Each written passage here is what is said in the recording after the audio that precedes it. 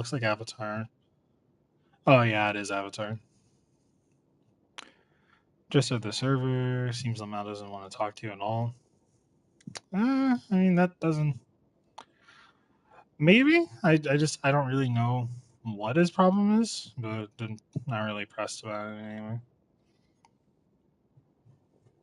I played Halo Reach, so I'm forklift certified. And it's a picture of Chief and the forklift. What the hell? Have my wired in a box, sorted and zip tied until I need them. One box for console and power leads, and one box for controllers. Yes, I'm watching the stream. I'm feeling better now. Thank you. That was written like I said something to her.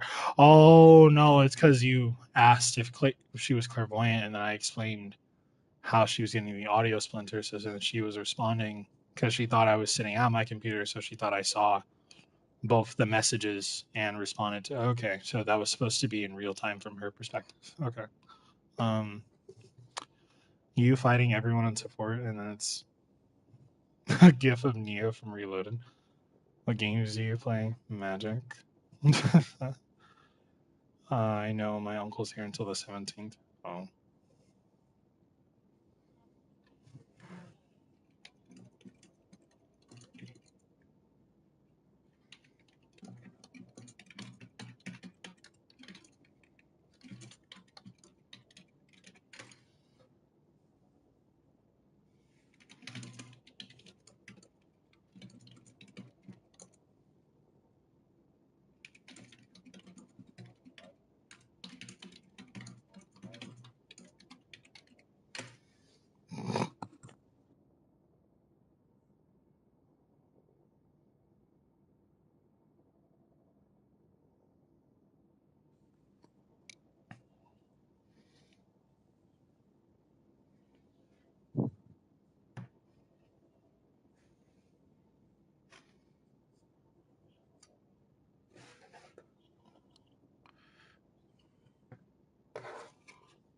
Yes, I am.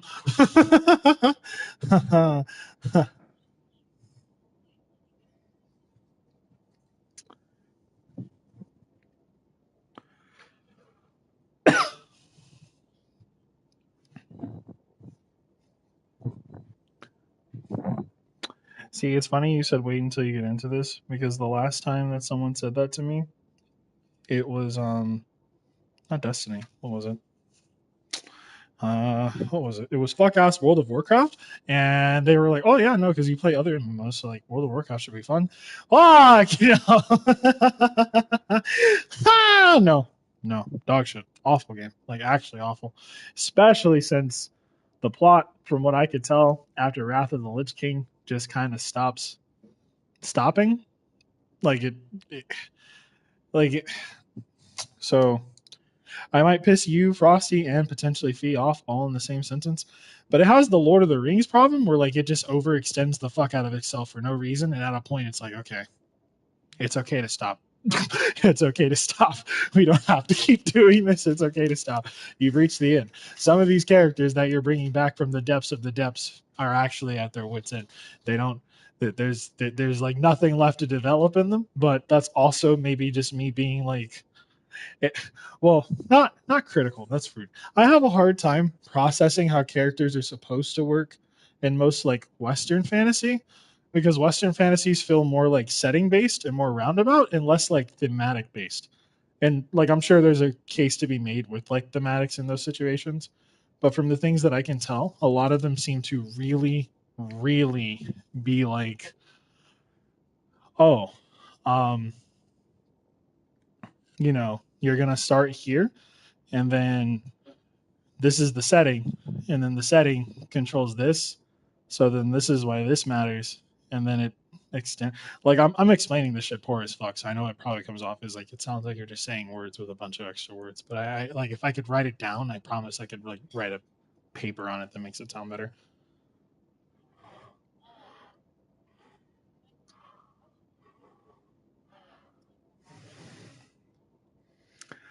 I just think that certain properties in Western fantasy have the issue of Because like even Final Fantasy has this issue, but like it's kind of fixed by it being an anthology series, so not everything is tied into itself. So like each Final Fantasy has its own set chronology, save for like specific instances like 10 and 10-2, and then 13 trilogy, or like 11, which is an MMO, and then 14, which is an MMO.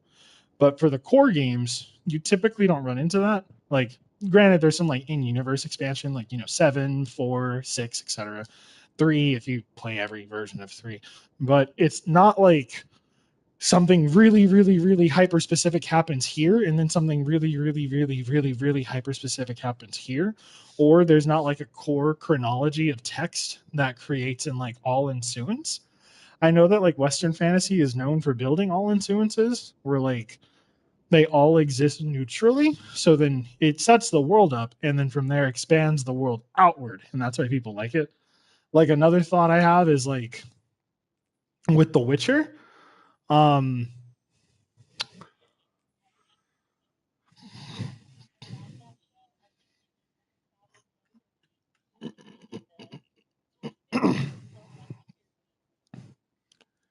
well, yeah, like the show was not good. The games, in my opinion, were not good. The novels were kind of mid. Assassins of Kings on a 50-50 split kind of had like a good decency to go, okay, maybe you could break this off. And then it was immediately brought back to the idea of this, the core Witcher, which is like, that's great, but if it really ensued itself and like built a stable plot, it would make, like, in my mind, peak Western fantasy is something like Fallout 1 or 2. Like it's so expansive that there's a lot of different things, but there is a definitive point that you reach the end.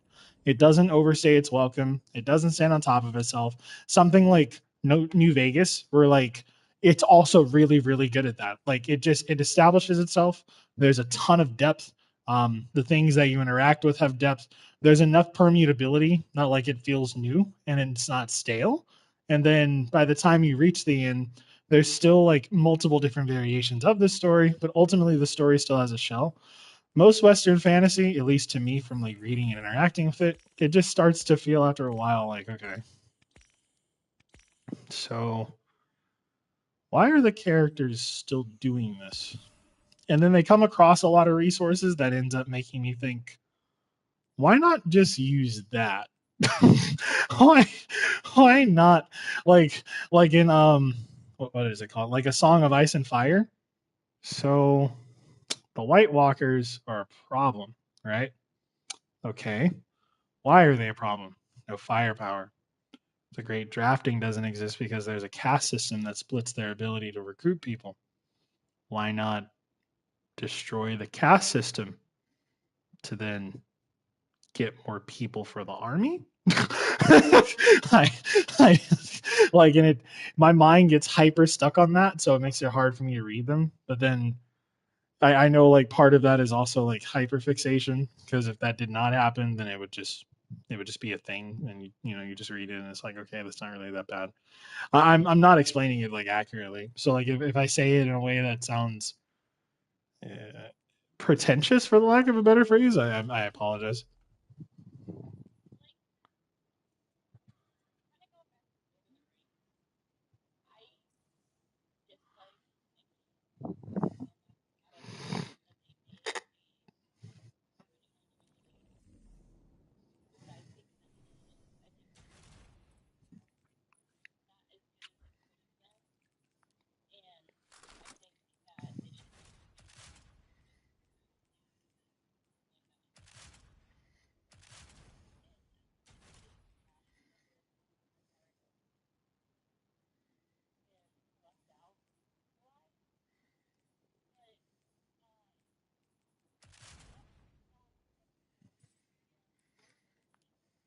No, no.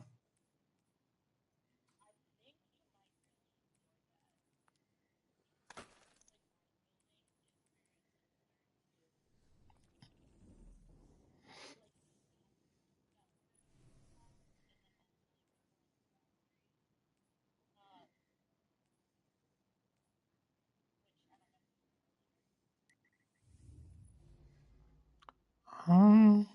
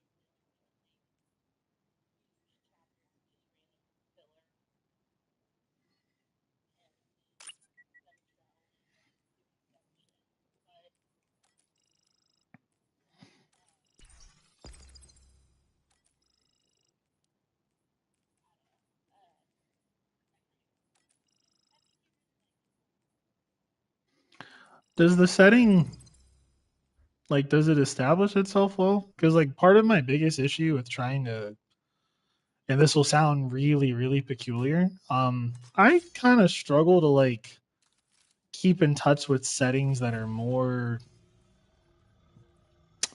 Please don't be mad. Please don't be mad. Please don't be mad. Please don't be mad. Please don't be mad. Please don't be mad. I struggle to keep up with settings that are medieval because they just feel kind of passive, and in my mind, I just feel like I don't really see that much. My bad. Can you hear me now? Like, I struggle to keep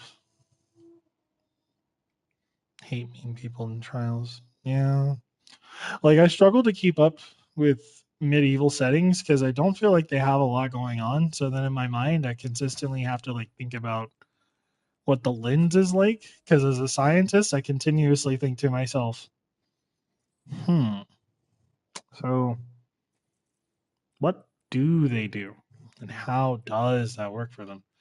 And like prior to that, it doesn't. Well, what's the phrase? It doesn't really have a lot of like overture, but it's not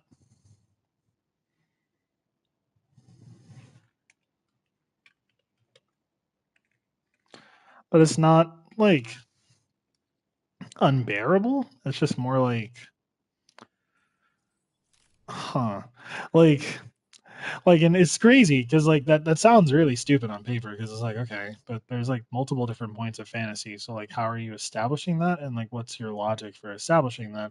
But the best logic I could really use to justify it, and it's pathetic, so it doesn't really make a lot of sense, is that it's easier for me to get into more modernistic settings because they feel more palatable. Older settings just be like, hmm, you have to be kind of reductionist in how you view the world, and then you have to think of it from the perspective that they don't really have a lot else either. So things like we need to go from here to there, which in modern settings would be like, yeah, we got there. That's like 2 chapters. The 2 chapters be like, yeah, that was just the journey from location A to location B. And I don't always understand how that's as riveting as it is for some people. Not in like a they're fucked for feeling that way, but in like a it's just confusing how after a while it doesn't it keeps up the same pacing for people. Like it just never falls apart. There always seems to be like a sense of, oh, this really catches my interest. Like it's the same as like Destiny and like some of its fantasy expansions. Like Forsaken, I'm kind of glad I wasn't here for that era because I feel like it would have pissed me off because like story wise, it would have been like okay, so Cade died being kind of stupid, forked down in kitchen, and then we spent the whole expansion just going, I'm a bounty hunter. You're fucked. um, where was the plot though? Like what else happened here? Like granted in like a larger scale situation, there's a lot that happens in terms of later payoffs, like, you know, Uldren dying and becoming Crow, the actual the actuality of the fall of the reef and then like the curse of the dreaming city and that becoming a true macrocosm of itself on top of itself. But in that moment during year 2, I would have been like, okay. Like playing Curse of Osiris, high key would have had me like, oh, okay. So multiple timelines, multiple different things that can happen, ample futures, multiple circumstantial futures, multiple opportunities in each timeline that builds coalescence between the story. So it has to be multi-threaded. Fantasy stories oftentimes lose me because they stop at big bad, either a general force that is like plaguing the land and fucks with the people, whether that be like a regime, a political rule, a certain prince, king, princess, monarch, whatever the hell. And then they're stopping some bad or like journeying somewhere for treasure, and it's like that's just not really as riveting, you know? Like even the Lord of the Rings premise, when I first saw it, I thought it was kind of cool, and then at growing and like at the time, I thought it was cool because it was like this is interesting because I'd never seen it. But mind you, I was only like 9. But then growing up, I was like, so the whole thing is a journey to destroy a ring, that's caused corruption in a kingdom because there are some corrupt ass people that use said ring.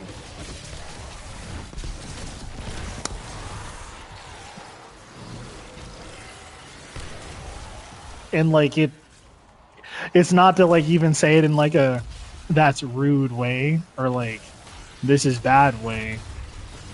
It's just like it feels like I don't know, like it's not speaking like for the media, but like for my mind directly. I don't know how much my mind can keep up with. Yes. So these looks at context, looks at table of contents.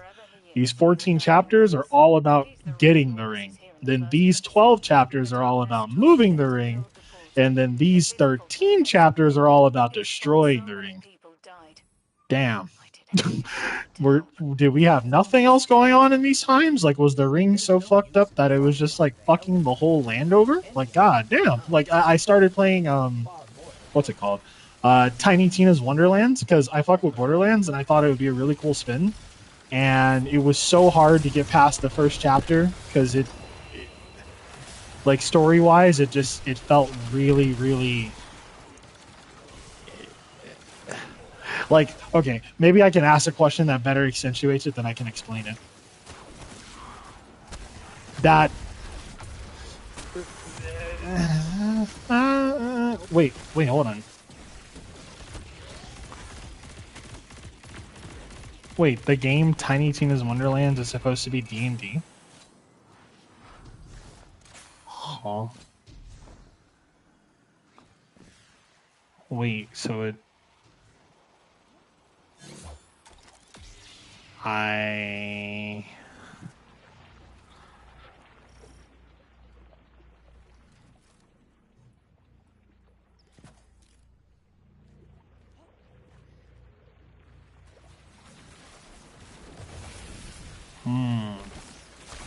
Like, part of why, like, I'm even excited to, like, do what we're doing is that, like, I hope it gives me a greater fascination of and respect for, like, fantasy settings. Because, like, even the other day, you were, like, Fallout 1, 2, and, you know, tactics or CRPGs, so those are good examples. And I replayed through Fallout 1, and, like, everything about Fallout 1 just feels really, really good. But it's because there's so much depth and nuance to it that, like, it doesn't really feel like it's focused on one particular thing. And there is a bad character, but it's not, like, the sole drive of the universe. Like, there's a, quote, bad person, but there's ample bad people in ample bad scenarios doing ample bad things, and multiple that... Motherfuck! And multiple bad things occur, where, like, it just does not... What's the word? Like, it doesn't make the experience bad.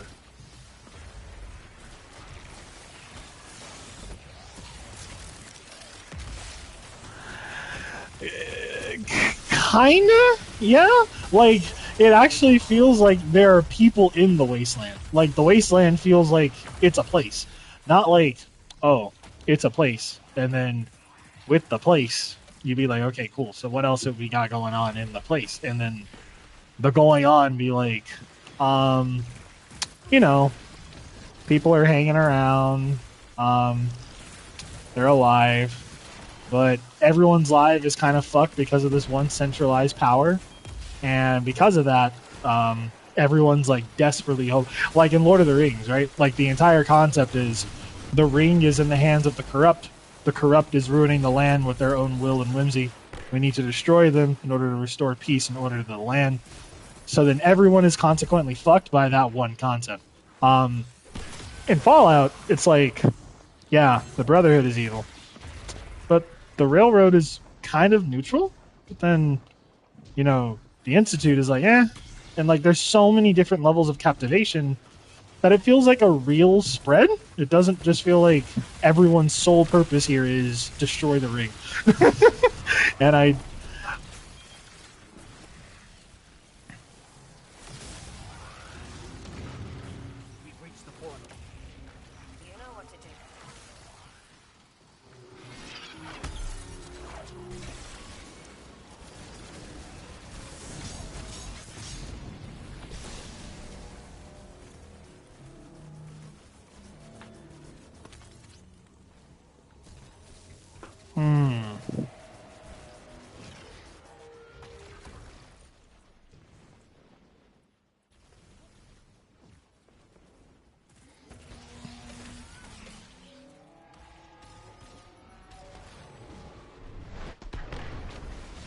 See, but that feels more captivating because, like, when it's happening, everyone's purpose starts leaning towards that, and like, it's either a 50-50 split between I like the way it's going, I don't want it to stop, or this shit's ass, we have to stop it.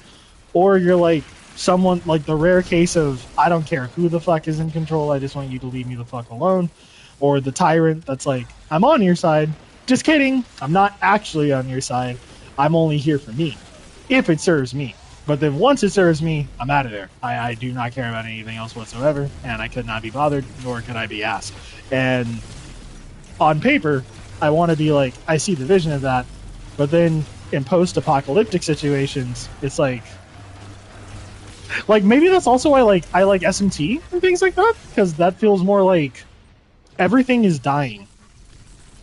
But then like take Nocturne for example. The conception has already happened. It happened. Whether you like it or not, it's happened. You're cooked. It is what it is. But despite it having already happened, you still have a place. What world do you want to create in the ashes of that? How do you want to shape that world? Do you feel like it should be reshaped? Do you feel like it has a meaning to be reshaped? Is it a waste? Does it actually matter? Does it not? The choice is yours, and you have to like kind of extend your will into exploring the meaning and the depth behind that. And that feels way more purposeful. I don't really get the vision of we're all banding together to stop. Like, that's kind of why I hated the Avengers movies, because like the comics are really fucking good, especially the ones that go into like the Doom timeline. So hopefully Doomsday does not fuck that up, especially with them returning Robert Downey Jr. to a role that I know a lot of people will struggle with. See, if they do Doom correctly, it could be perfect, because Doom alone could actually save the MCU. Like, the sole character by himself could actually save the MCU and really could. But the concept is like, we got to get the Avengers together to destroy shit. Like, if it follows up where Thunderbolts left off, which I presume it would, and then that is connecting dots from, what is it? The Fantastic Four First Steps and, what is it? Ms. Marvel's. As long as there's no new Avenger, old Avenger bullshit dichotomy in the movie, and it's just Doom has the spotlight, it'll cook. If not, no. And that's kind of why like the core Avengers movies suck, because they're all just like, oh no, Thanos is coming to fuck with Earth in unforeseeable ways. And then you have moments like with the Ancient One, where it's like, you know, I won't hold you. There's not really much worth saving on Earth. Are you sure you want to fix this? I mean, it's not like the worst, because like even Infinity War, save the like, you know, the joke scenes and the Mr. Stark, I don't feel good, and blah blah blah. You could argue the start of Endgame is kind of funny, because first off, someone surviving by like shrinking themselves is like, okay, W shrinking technology, but all right. But then beyond that, it's just like, what the hell happened to everyone? Yeah, man. You know, 50% of the world is just kind of gone. Shit sucks ass, but we've just kind of lived with it. You know, some of us have new families, we've moved on. Other people are doing other things now. Not everyone really gives a fuck about the whole save the world thing anymore. It's kind of ass. Like, you know, we could just make this work. Right, but that's what makes it interesting, because there's so much potential to build from what has been there that just feels like it's stretched. What the fuck? I was sniped at shards. That like it does not feel like there's a problem in the midst of it, whereas with something like an apocalypse that's already happening, that just feels like it exists, but that existing only is there for everyone to stop it, and then once they stop it, you don't really get to see anything else. So like everyone's motivation isn't even really their own, because it's kind of just contrived of, yes, you are alive. However, it doesn't matter what your motives are, you will stop the calamity. But then that concept is also not like fully explored, because as much as you could explore it, it ends up turning into another version of, I could explore it, but functionally speaking, I don't want to explore it. And then it just kind of exists there on paper. And like, if more fantasy stuff did that, I'd be interested, because it feels like everyone has a purpose. But when everything just dichotomizes towards the same reason, like this, that's kind of why Game of Thrones is kind of ass to me, So you're all fighting just for political power. I kind of live in a reality like that. I don't really know if reading or watching it would be really that interesting because there's not really much difference if I'm being fully for real. And then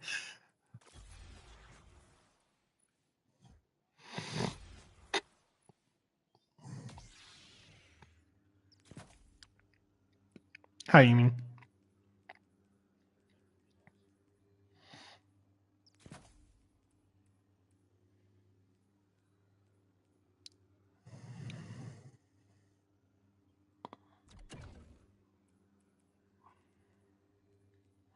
See, I kind of get where you're coming from on that. Because like I relate to like Mac a while ago. She said something, and it was something to the effect of like different stories affect people in different ways based on pieces they connect to. But as someone who like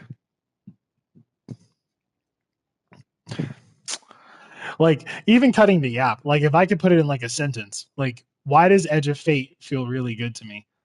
The entire Edge of Fate campaign is a faux trip. You spend the entire campaign chasing Maya. At multiple points, Maya is like, I have no idea why you're doing that. That's so stupid. Like you have so much potential and you're just wasting it chasing echoes. I literally don't know why you're doing that. Like, quote, I don't know why you think our visions for the future are mutually exclusive, but I haven't interacted with the Guardians since Nessus. Like I've already finished my business there. You're welcome to enter. There's nothing there. And then you finish the campaign and you're like, yeah, 3 months ago she was here. So we're like 90 days late, literally like 90 days off the rip, late as fuck. So Lodi is like text notes 140 years late. So that guy is just locked out, like he's cooked. So there's not really much you can do. But then it leaves room for this vision of a new world that recreates time and then pulls time into it. So everyone's purpose in that world gets reshifted. Ikora is now commander. Lodi is now emissary. The Guardian is now the weapon and the direct vessel of the Nine, not just an adherent of the faceted system created by the Nine. So it starts to add new purpose and it shows how characters fall into that purpose. If it was something like Red War level, we gotta fucking stop Maya because she's fucking evil. They stole the light and we're gonna give it back and we're gonna kick this guy's ass because they're fucking evil, it would be like, okay. That's yeah,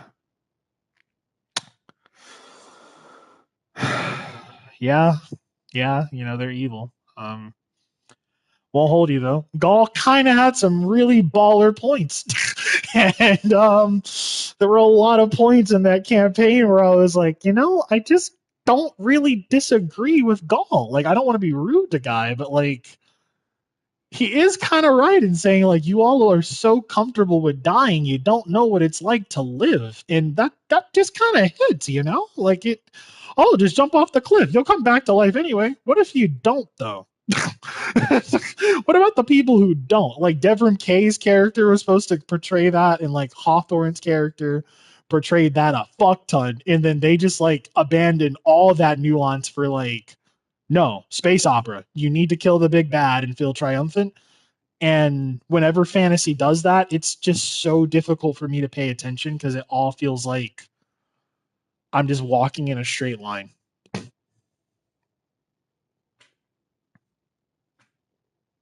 Like I have no like that's a lot of words, so I know you all might be processing. I don't even know if that like relates.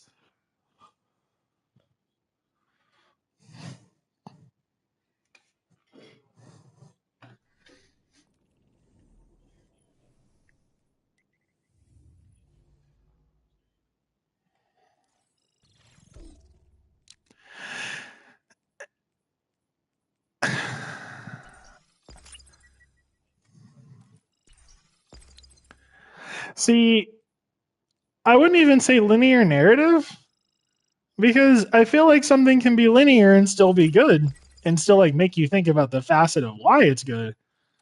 The shit just doesn't really feel like it forces anything. And then that alone just changes the stakes, which is fine. But in situations where it's like for the lack of a better phrase, it's more dynamic than anything else. That just feels like, okay, what are we doing here? What do you mean? So we do all this work to stop the big bad. Then what? What do you mean? We do all this work to stop the big bad. Then what?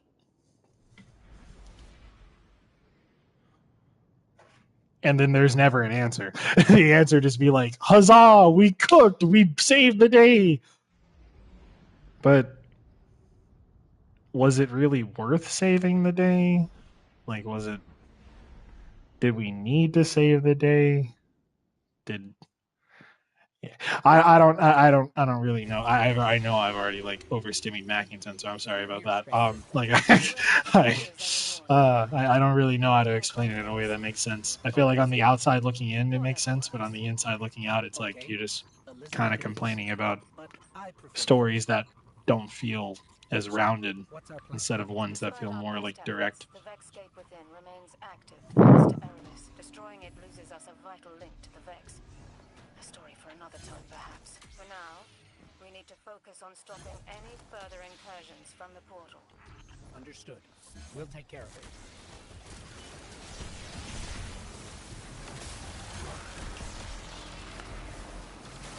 Yeah.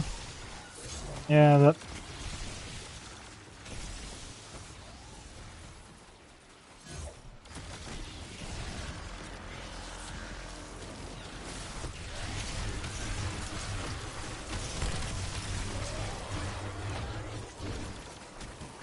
Yeah, that happens with everyone. It's fine.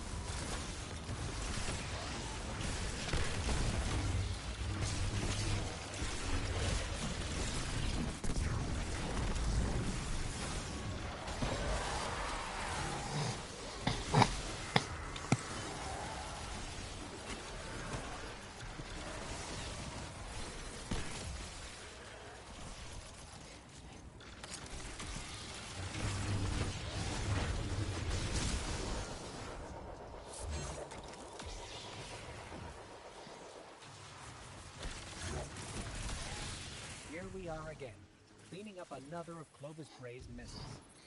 I'm sure wherever he is, I guess it's just hard to communicate because like people typically have like hyper attachments to the things they like, and like they don't ever really think about them critically in ways that are bad. Like, and you can't really have a positive discussion with anyone because they're so attached to the thing that they like. But like, if you say something that feels like it's just hapless bitching, it comes off more as bitching and less that's a valid point in critique of the circumstance.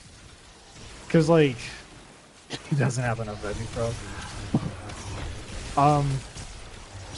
Like even for Edge of Fate, like for everything I love about Edge of Fate, the biggest issue that I have with it, the side quests do an amazing job at like developing the scope of the characters we interact with, from Drifter's origins to Ikora's origins, and like her life as Nella Davis versus Ikora, and like what the split between those two looks like. And it kind of touches on something that Savathun briefly touched on during Lost, of like 500 veggie strong. During Lost, of like, you all call yourselves Guardians and you're so happy to be that, But have you ever stopped to wonder like what you're robbed of? And then she goes on to further explain that in Witchbane, and she's like, you know, how could I forget something beautiful like that? They say that the traveler gives us a fresh start, but if you don't know where you came from, how do you ever know where to go? And like, real shit, I just don't ever see anyone else care. Like, they all actually have this like dogmatic ass, one-dimensional ass, like good guy good, bad guy bad level thought of like, nuh-uh, you're Savathun and I work for the Vanguard. So the like even playing Renegades and hearing basically everyone in the last city be like, yeah, no one likes you all. You're all kind of annoying as fuck. We won't hold you.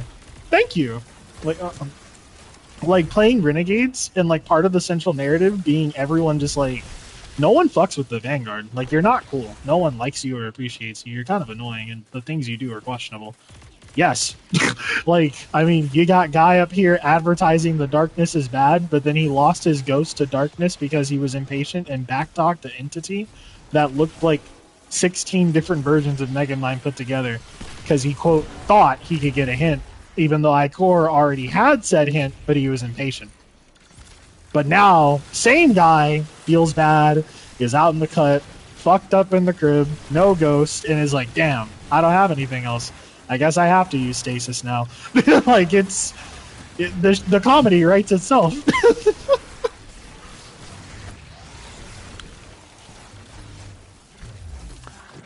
But then, like, characters across the narrative that you would pay attention to that would expand on that function, like Drifter or Eris, like the original foreseen Dark Vanguard, get no respect, even though all of them are like equilaterally levels of intelligence, more levels of intelligence than like the standard. Yeah, like, yeah, oh, Savala, you're kind of stupid.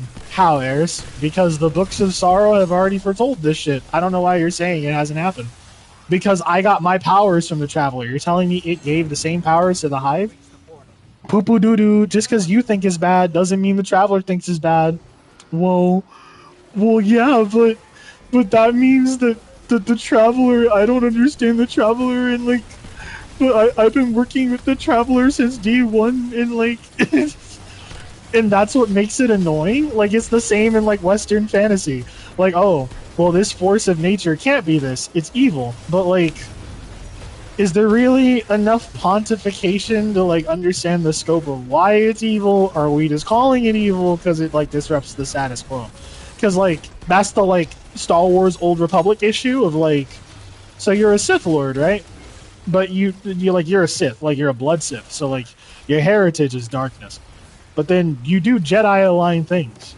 No one's questioning that you did the good thing. They're just like, so if you do these good things, why do you call yourself a Sith? Because I can. I do as I please. And I don't have to prove myself to you or anyone else. And if you don't like it, tough titty, get with the program. That's the vision, though. But, like, that doesn't happen in any other media. In every other media, it'd be like, you did a good thing. So you can't, like, Mass Effect, my beloved, I fucking hate the Paragon system. Because, like, don't get me wrong, with certain choices, they're very well thought out. Like, everything with Mordin Solus and, like, the Krogan is basically, like, intense levels of, you're supposed to really hard commit to what this reality could look like if you had an option. But then, you look at secondary things, the secondary things being shit like the Geth and the Quarry, the Galactic Council, and you get choices that are so comically good or so comically evil that it's like, okay. Dog. Just because I work for the government doesn't mean I have to say this shit makes sense. This is kind of dumb. I won't hold you. Damn. Just because I'm evil doesn't mean I have to do some shit like fucking shoot them in their actual back as they're walking away because I need to be the most evil I can be. What the fuck? And that's what, like, Western fantasy feels like to me. Like, it just feels like a compilation of, yes, you're gonna do that, but then it's supposed to fit the setting because it's medieval. So then, less technology, less intelligence, more access to arcanism like magic, but then no You say optional? What do you mean?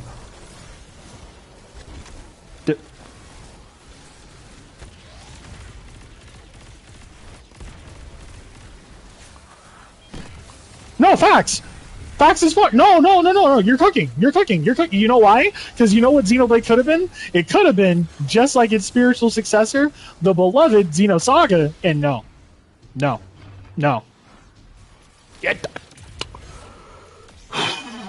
You're cooking. You're cooking right now. You're cooking so hard. I swear you are.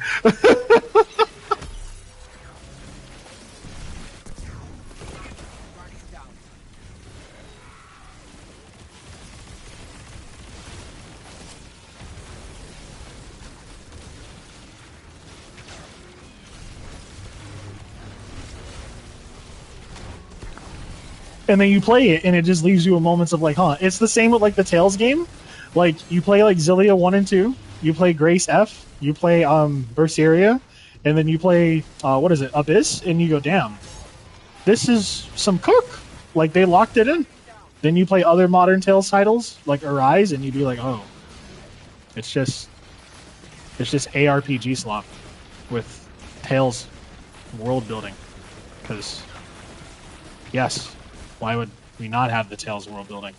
And then you'd be like, oh, well, surely it's not as one-dimensional as it was previously. But then it do be that one-dimensional. So then you'd be like, okay, but like what happens with this plot? And like nothing happens. So then you'd be locked out, and then you'd be like you play the game trying to pay attention to it. But then the more you play the game paying attention to it, the more it feels like, okay.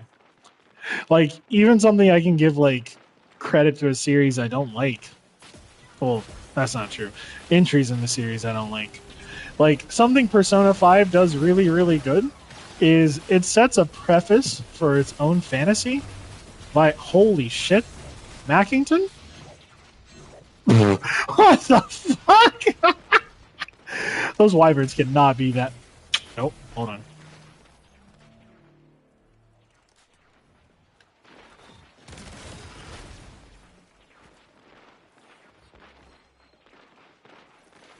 I just heard a tier 4 engram drop.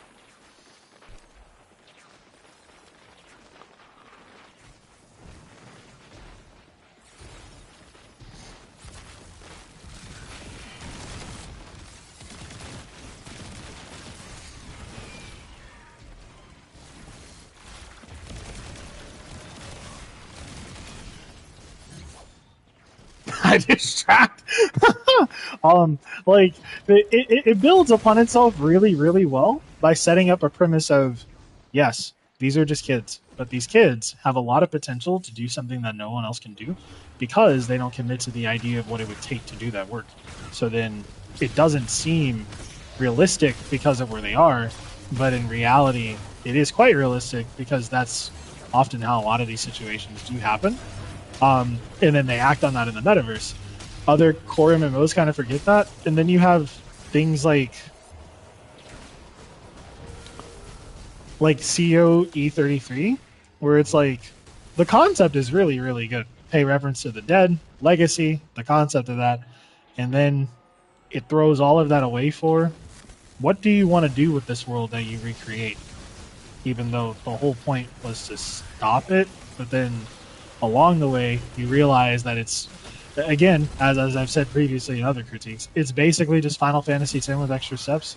See, the painter isn't really the paintress. The paintress is the paintress because, you know, humanity exists. And if humanity wasn't humanity, then we wouldn't have this problem because we would just lock it in. The same with Persona 3. See, death is not actually bad, but because humanity is kind of dumb, they keep summoning death. So it keeps coming back because none of them stop wishing for it. So then they keep getting it, and it just repeats itself. So stop wishing for it. Well, that would make a lot of sense. No. Instead, I'm going to keep wishing for it because that's the best direction to go. And then it'd be like, okay, there just has to be 1%. Hello? 1%? 1%?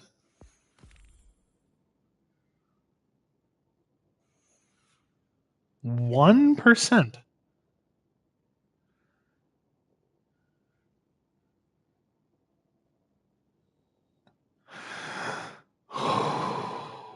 Man, the shit that they did to this lightsaber is crazy.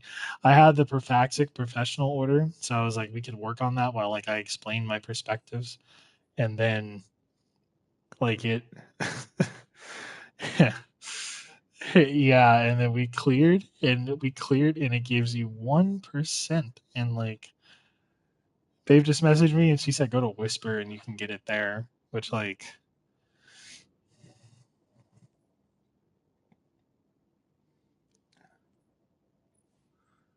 It's easy in the thrall room.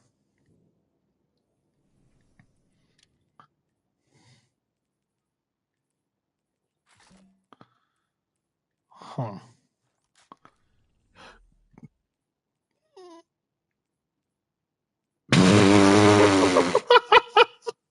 um like honestly I can't even.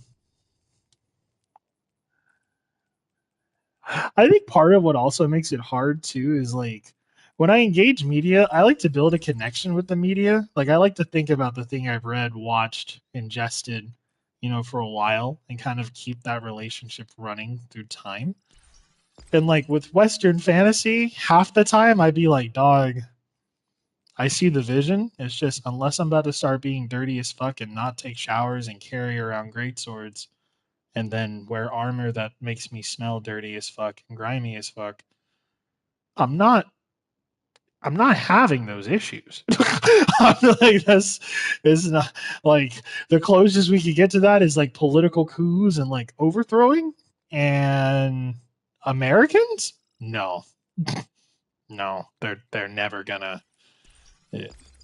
these people wouldn't start a coup if their life depended on it, let alone if someone was like, "Hey, um, build a coup because it would make me happy." Smile, because no, that you. I love Fee. I swear she's doing this on purpose. How it shows up in my stream. uh, um,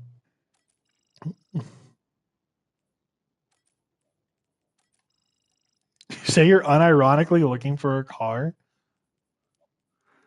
Damn, am I that bad?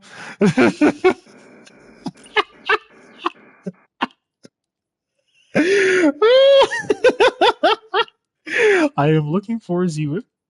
Um, no whip.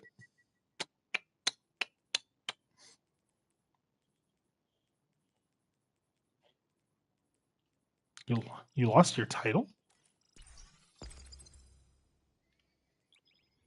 Oh, wait. Well, no. Then don't like just what is it? Call your DMV and then have them reissue the title. Have them contact your what is it? I know the process for this because I had to do it once for someone in Virginia. Yeah, you have them contact the dealership, and then from there they lock it in, and then they send you another copy. Didn't happen. What are we talking? We talking Toyota? We talking Mitsubishi? We talking?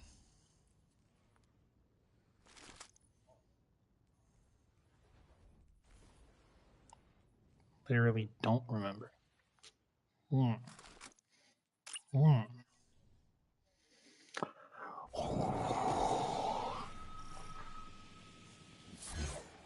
See, but if you get a Supra, then we can all do like group driving.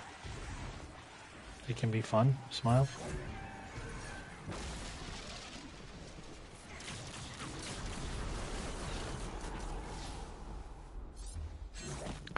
See, no, because see, we all have different quirks. So then Mac can be the driver, and then you can be like the designee, and then I can be like the hacker girl in the corner, where someone's like, figure out where we're going from here, and I'm like, all right, I got you, and then I look it up, and now we're on the way there.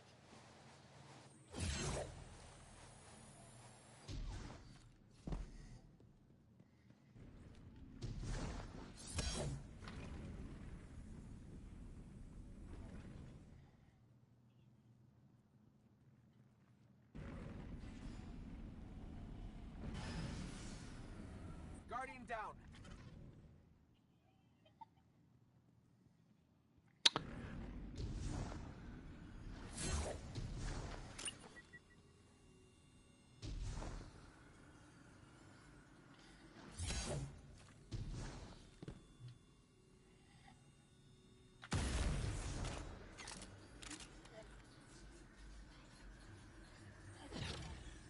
What? What do you mean, like the peasant? What? What's wrong with bread and cheese? Well, what kind of bread, I guess, is the better question to ask. If I didn't make this damn drop. Dog.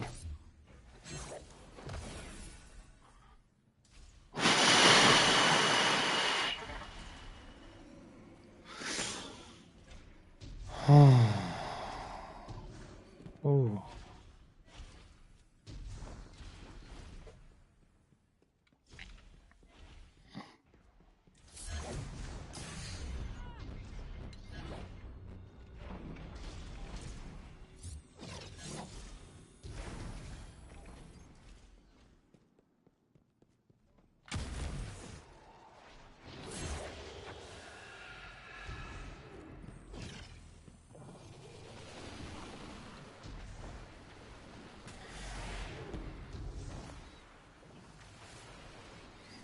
You want to throw money at me?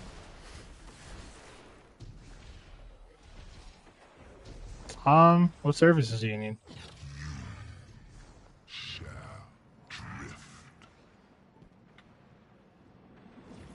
Damn. I mean...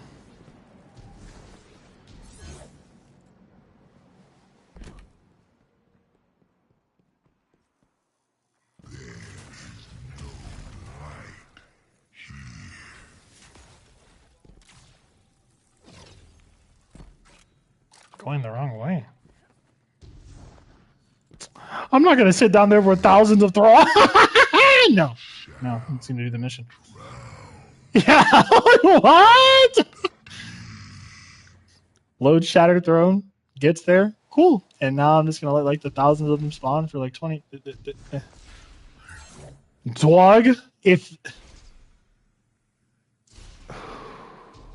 they have got to start grabbing these goddamn ledges, I swear to God. All right, pack it up. Back it up, put it, put the fries in the bag. Put it in the bag, Frosty. Put it in. What? What the fuck? What? What the fuck was that? Okay. Alright. Yeah.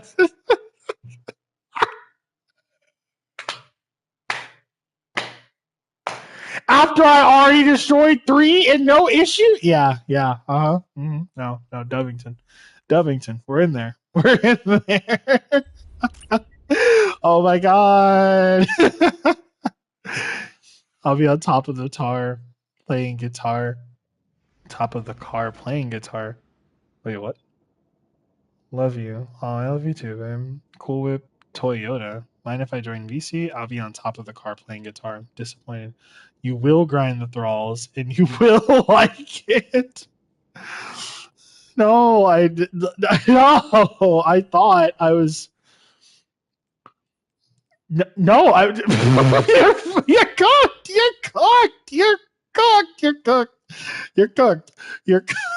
You're so cooked. You're so cooked, Frosty. My love, you're cooked. What do you mean? Do I want forever 1%? What? Oh. Oh my god.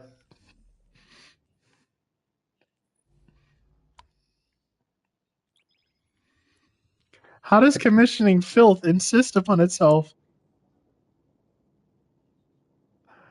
You're commissioning film. These are going to be people who are going, no, see, I knew I needed to redraw the asshole because there weren't enough Stokes. And the way I drew the first set of Stokes didn't seem like they met the symmetry line for the other set. And I wasn't happy with the product, so I just decided to scrap it and redevelop the whole canvas.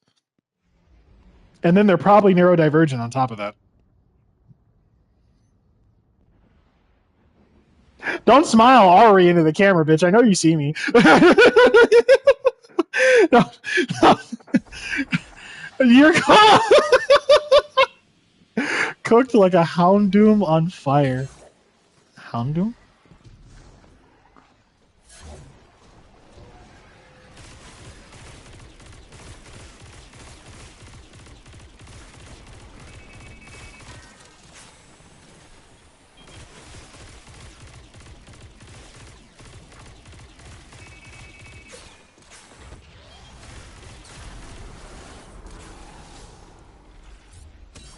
I mean, I don't need to ask you for that. I can just ask you for your transaction statement.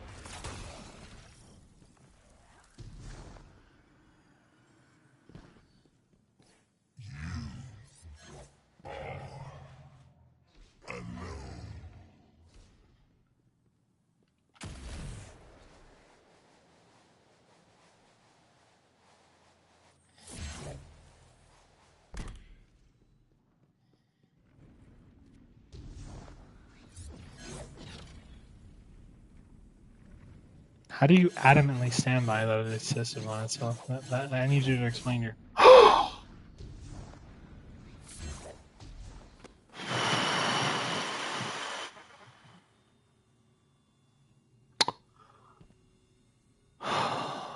Man.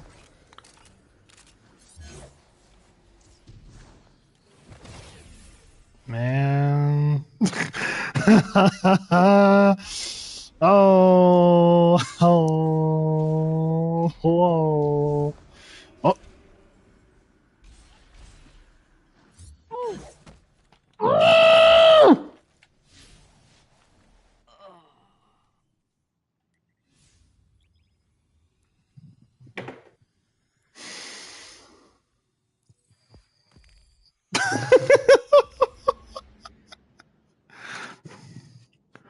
I am.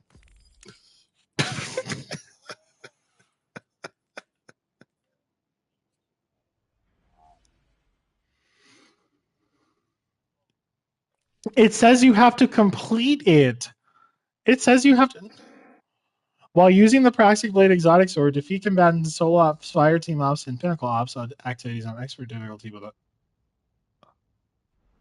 Wait, this really just kill things?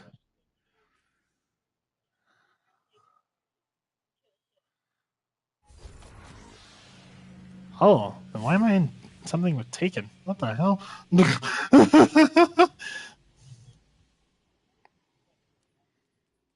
We don't like easy here. I'm going to my lake. My lake. My lake. It's so pretty. My lake.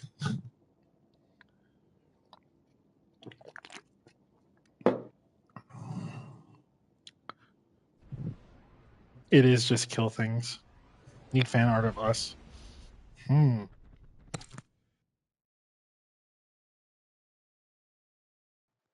See, what kind of cheese do you wish you had is the question.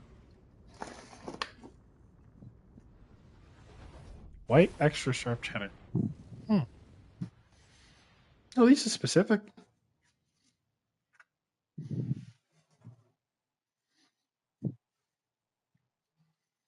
Yum, yum, yum. And tum, tum, tum.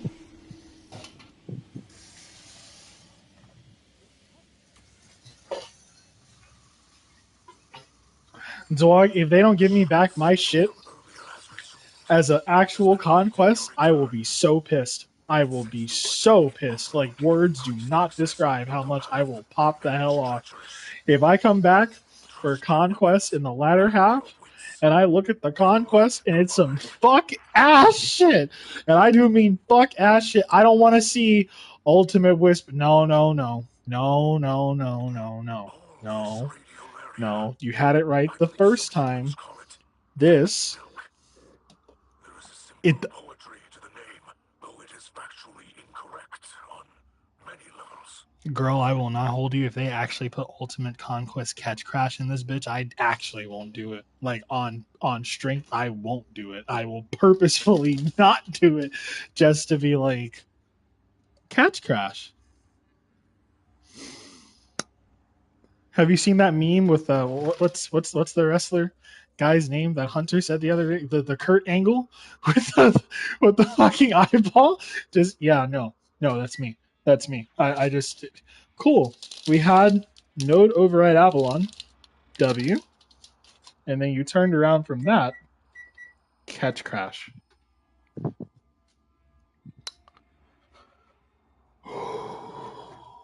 Okay. You're a Titan. Act like one. Bitch!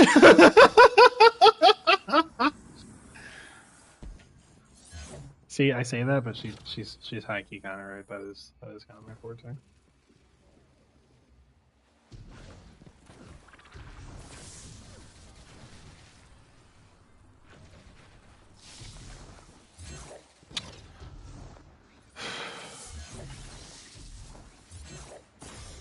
Hot.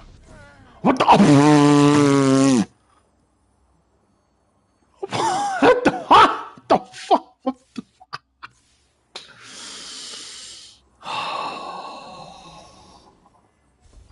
Oh, I'm cooked. I'm cooked. Cooked. I hit my own wall in my own house, and then my shit phased, and it. I'm cooked. I'm cooked. I'm cooked.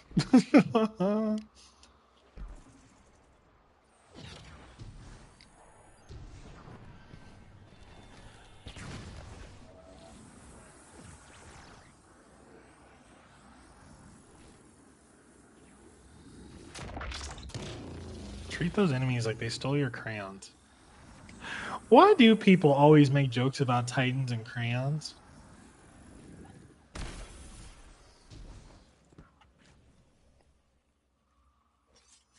Why would I want to interact with anything involving crayons, though?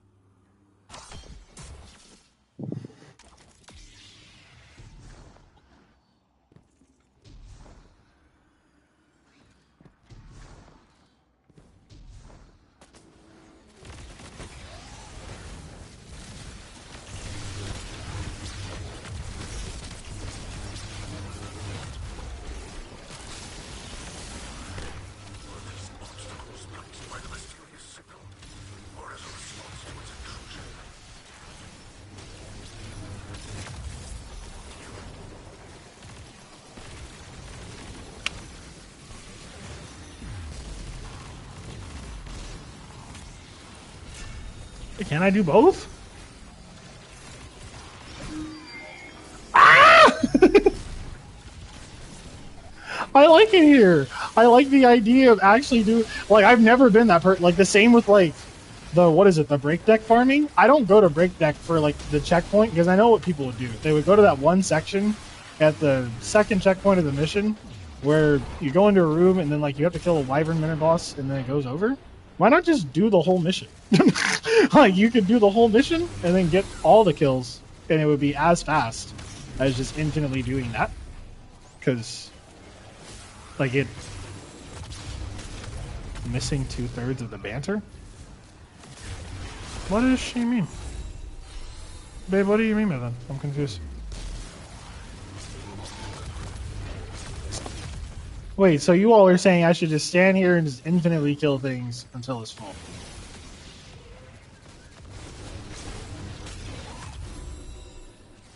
But where's the fun in that?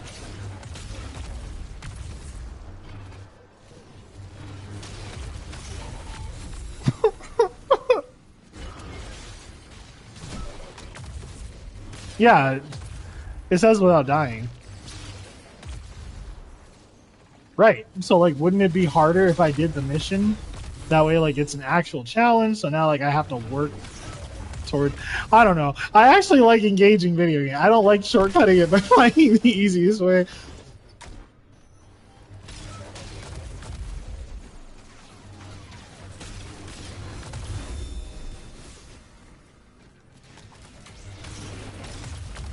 I can only hear you and not Frosty and Mac. Well, yeah, because we're in our group chat.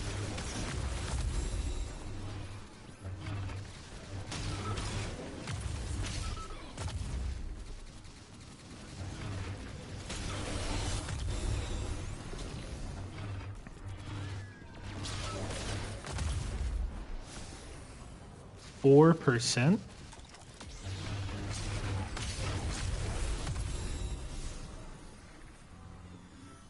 Dog, it's still 4.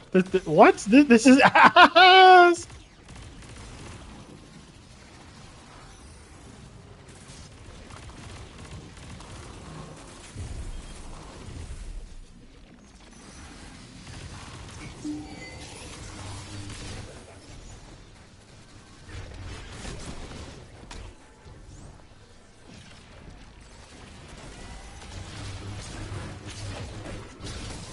Going into LFG for garden runs.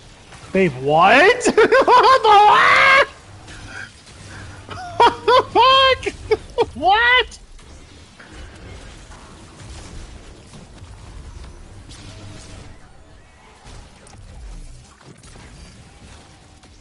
Well, okay, so like I actually do want to, like when I brought it up earlier, like either Garden or Chio Val, like I was being serious because like I still do not have Enlightened unlock and I would like to unlock Enlightened.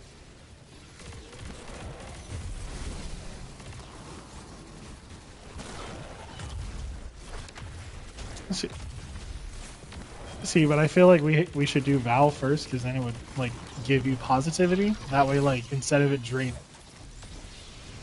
Right, but then it would be positive though, because then like if we do Garden first, then it would be draining.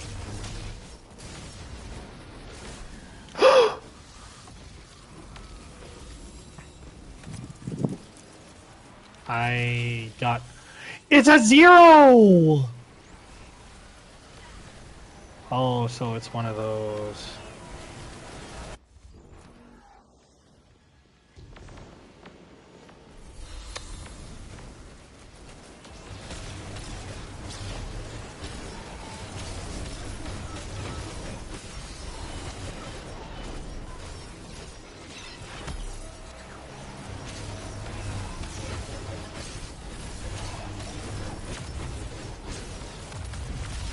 He said that Garden is Gambit with extra steps.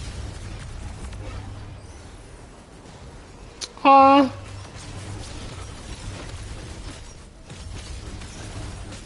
mean, this whole device over there, so it doesn't surprise me that it's kind of brain dead. Considering they left the Vex network for the fucking Witness of all people. Because apparently that's smart nowadays, but I don't know.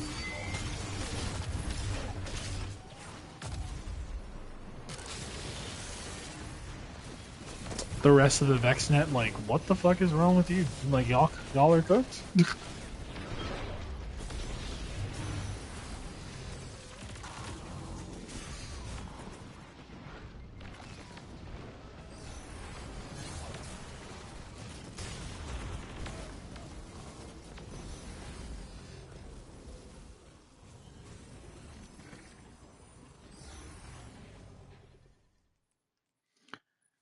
Yeah, because they're all ass. I will be real. They are all so ass. They're so ass. Like, they're so ass. Like, on a scale of 1 to wow.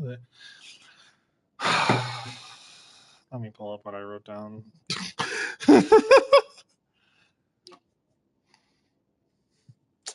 So I wrote down 3. The first of the 3 divulged away from the VexNet into a foreign land and does not have access to the VexNet. The second of the 3 woke up with amnesia, a la Shadow the Hedgehog, and has no recollection of who they are, but dangerously feels comfortable with the environment. Scenario 3, Rogue. Yes, like just Rogue, as in like they defected away from something. Like I'm trying so hard to like not Rogue like Rouge the bad. Like no, I can't disrespect my goat like that. But like no. I mean like Rogue like they just like they actually do not care about anyone. So like fuck it, I'm just here for me. Which that type of character already sounds kind of painful.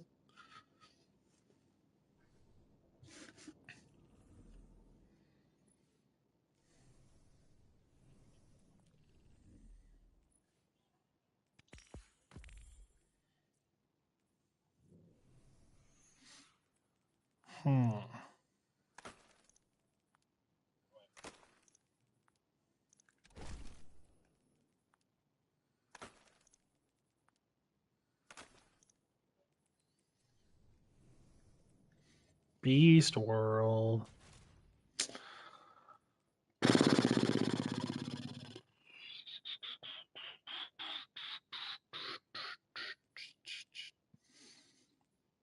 Shadow the Midhog? All right. All right, let's respect my goat. We're getting bold out here. We're getting quite bold. Quite bold.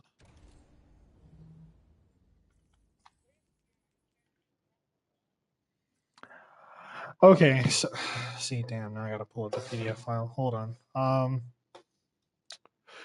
That's kind of what I'm also struggling with. I don't really know what to like. Put bluntly, I don't know what makes sense to make sense because my makes sense and Frosty's makes sense based on the world may not be the same.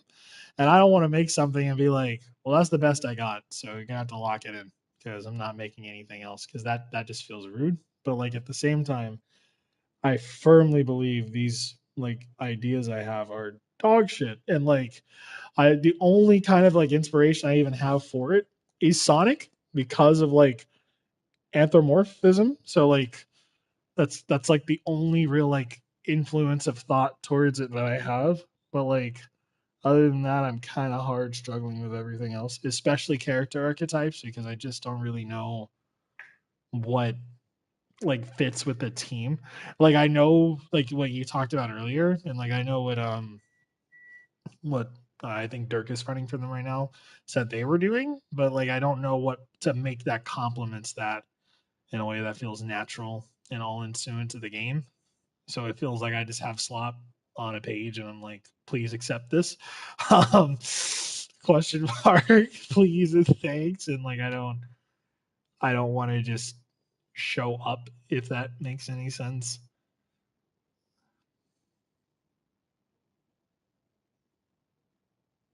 Hello.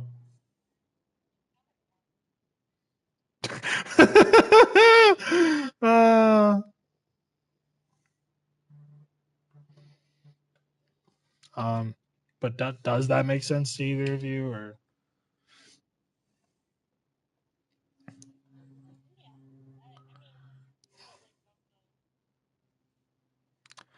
because like I talked to Akira about it a lot, and she was telling me that like for a person like me, she could see me being a cleric. And what else did she say? I have to pull. I don't recall it, but like if I pull it up, I'll remember. Um, she said she could see me being a cleric, and she could see me being. Damn it, we went through it together. I should have wrote it down. Hold on. Um, no, actually, monk. Which the monk part of it, she was like a large part of like all of what you do. Typically, like harkens back to some version of balance, so that feels all encompassing for you. But then she was also like, if you do cleric, then you could be more poised and like astute, like studyful. Um, both of which I'm just kind of afraid because I feel like the recommendations are still based on what I'm like as a person, not what the character is supposed to be like as a person. And going back to what we talked about in session 0, I don't want to make a character that's just like looks at paper, checks notes. Oh, that's just nameless with extra stuff. Yeah, yeah. Um, your girl was lacking. I will not hold you because it feels pathetic on my end, but I also don't know. And then Frosty told me she wanted to see what I had. So in my mind, I kept scrambling between ideas, and I kind of had that like cartoon level of make idea, think it's good, write it down, get disgusted, ball it up, throw it away, write more down, um, until I find something good. But that happened like 9 times, and then I I kind of just wrote down what I had and I got scared, and then I kept trying to read and it wasn't synchronizing with my brain. So I was like, I guess I'll just bring it up to Frosty and try to get more insight from her.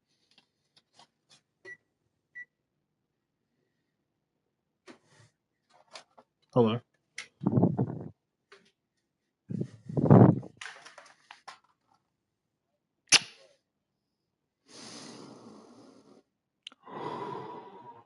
Did you hear anything I said?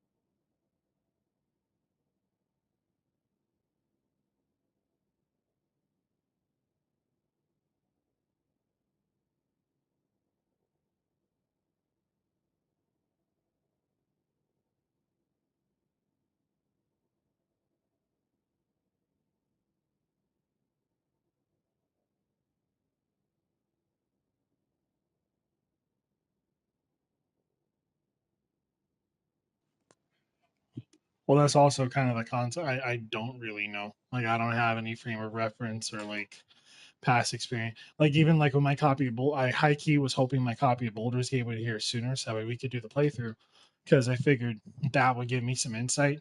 And then when I got the notice that it would be the Japanese mailbox in 4 days, I was like, fuck. Okay, that's way beyond when I need it, so that kind of sucks. But okay, and then that just kind of descaled into I'm just gonna have to write something down. Otherwise, it will look like I waited 2 actual weeks and then did 0% of any kind of work or effort, and then I'll pull up on day one and be like, so about the whole character construct, I have ideas for a character, but I don't functionally have a character, if that makes any sense. And then Frosty will be like, nameless, Lilith, my sister, my love, I'm disappointed in you.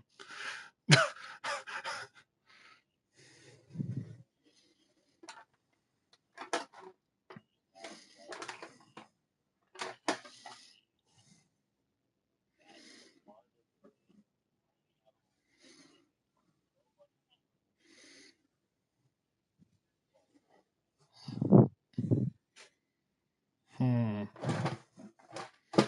Unless they're a theater kid or something.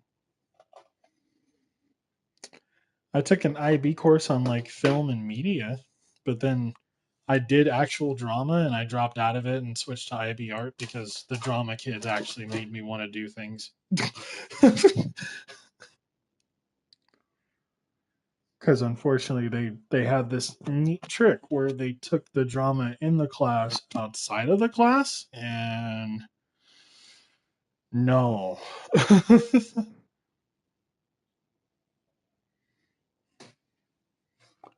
Heavy on the ladder. Heavy on the ladder, high key. I will be real.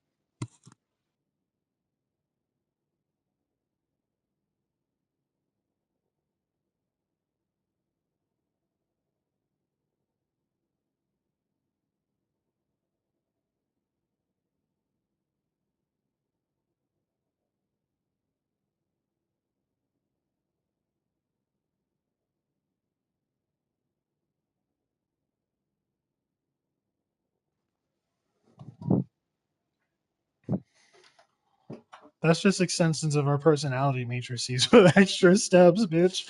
We're just naturally kind of rude. Like, all three of us are naturally kind of rude, but we're not actually rude. People just perceive us as rude because they never think about it from our perspective.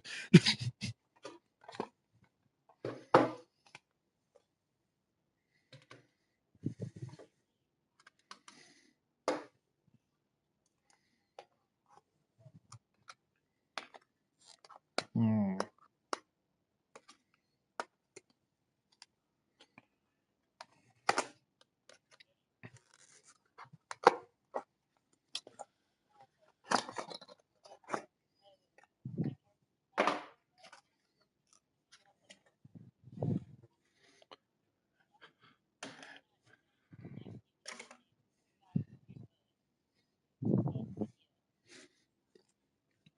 Mayhaps, simply because it could probably add a level of. Okay, I don't want to say perpetuity because that just feels like it doubles back to. Okay, I just said don't use my character shit. Uh, perpetuity is in like you give me something and then we go over it and I'm like, okay. And then you come back and then you ask me how my progress is and then I describe my progress and then you hit me with the Mac like hope hybrid level.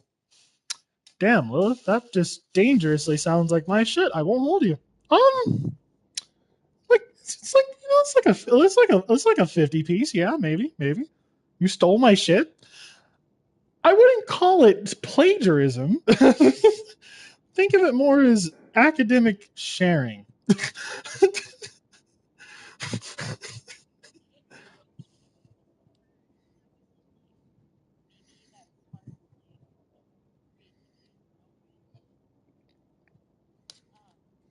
But okay, so like no. So like no, not like that. I'm sorry. Like so even what you just said, you're entirely correct. But part of why I brought so I have to kind of expose myself here. So high key, me bringing up the thing about fantasy was kind of like a pseudo psyop, but wasn't a psyop, but it was a psyop. It wasn't a psyop because that is my actual thought and perspective on fantasy, but it was a psyop because I thought it would give me more context, and I thought you all would respond to the context as like input, and then from there you would have feedback, and then that feedback I could idealize as okay, so I can incorporate that into the character. Because like high key, my biggest struggle right now, I will not hold you, I have no idea how the fuck I'm supposed to like idealize or fit my character into the perspective of this world, because I look at it and I just think, okay, so fantasy, beast world,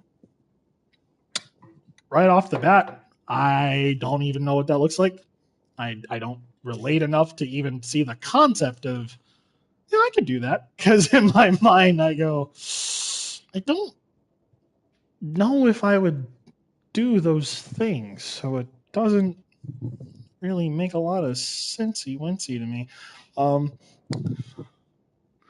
Honestly, yes. Yes, Rio. High key. High key. That is that's high key what it is.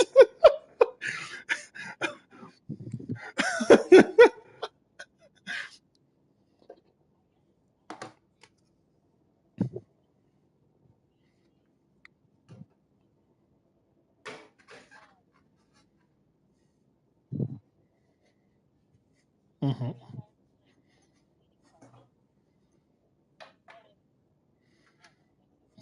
Mm-hmm. Mm-hmm. Mm-hmm. That's the damn problem. I looked at the whole fucking book, all 405 pages, and by the time I hit page 312, I dead ass was like, I'm not even gonna hold you. That this is they okay. Like case in point. No. You can go. You can go.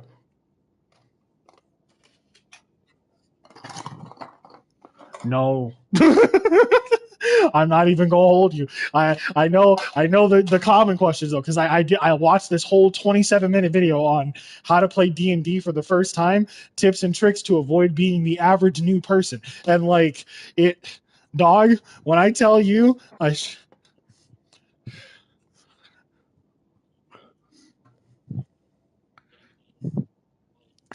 but I tell you, I shit you not. When dog was like, so you might find yourself in the position of, damn, I would never be any of these things. So why would I ever think about what it would be like to be these things? And if so, congratulations, you're in the right place. And I was like, okay, cool, because that's exactly how I feel about the situation. And then that turned into, you need to throw that away right now because it's dumb as fuck and you're actually shortcutting yourself. And I was like, all right, well, okay. But they said exactly that. Like literally, it takes time. And they went through it, but it was still confusing because like the example they use was like, have you ever played a video game where like you relate to something really hard? And like even using Destiny as like a framework, do I relate to Destiny? Yes. What's my problem with Destiny? Nothing really. The people, like the social aspect of it being like the IRL humans. But like now that I found my people and we play Destiny, that's not really an issue anymore. Like save the rare fire team finder. I need to help someone doing an LFG thing, yes. But like commonly, fuck no, it's not a problem. But it's easy for me because as a Titan, I don't really have to sugarcoat that. Like I'm gonna punch it. I'm gonna win. Like nah, I'd win. That's just the mentality. As a warlock, the world is at my control, but it's through means of nature that feels so palpable that it does. Like even hearing the like lore of Osiris explaining what each different sector of like force of light and darkness controls what aspect of reality, whether that be metaphysically through something like Strand or Stasis, or astrophysically and like nominally through things like arc or solar or void, like from gravity to momentum and the idea of like kinetic energy to passiveness and like destruction and actual like stored energy makes perfect sense to me. So then that has like I have zero problem like fitting into that mold. Beast World. Like going back to what Max said, I'm a cat. I'm not a cat. Right, but for the game, you're a cat. That okay. Because like even in 14, high key, I play the don't laugh. I can see Victoria ready. I play the bunny race. And part of why I play the bunny race is because the Here are dumb as fuck. I'm not even gonna hold you. Like the Here and the Hum from Final Fantasy 11 are both dumb as fuck. They're dumb as like it's the dumbest fucking shit. Their entire backstory is dumb as fuck. They're both just extensions of humanity basically failed because we're all dumb as fuck and we have nowhere else to go because we are indeed dumb as fuck and we have nothing else to do because we're dumb as fuck. So we all migrated to Eorzea because that's the best we could figure out. Okay, yeah, that you're cooked. I don't know. I'm not a dragon bitch. I don't come from like some fucked up caste system with a tail out of my ass. I'm sorry. No, it's just not the road for me. I'm not an elf, tall or small. I don't have long ass ears. Again, another fucked up caste system. Nope. I'm not a bear person. That's just not me. The bunnies were the best I could come from. It is because they come from a society of scholars and like actual artists. And it's split between a scope of hyper intellectuals and hyper creatives. And that to me was like, yeah, that makes perfect sense. Like I could actually see myself being that. Everything else was just like, why the fuck would I want to come from a race that just like fight each other for fighting each other with extra steps? Like it's the same thing as like black people being like, you're light skin. No, you're dark skin. We're all black. Why does that matter? Like, oh, or white people being like, no, you're more pale. No, you're more tan. What the fuck? Like, aren't we all white? The same with like native people, because Kira's native. Oh no, see, you're Navajo. No, you're Sioux. I don't fuck with that. Like, why is there intertribal argue? What the fuck is that? Like, aren't we all the same thing? Like, what? Where's the argument coming from?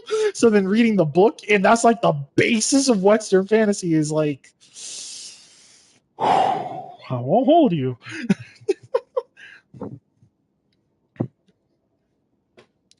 Yes. Yeah. Rio, my goat. Rio, my goat. That's exactly how I responded. What Rio just did, that's exactly how I responded when I read the section in the book about druids, and I was like,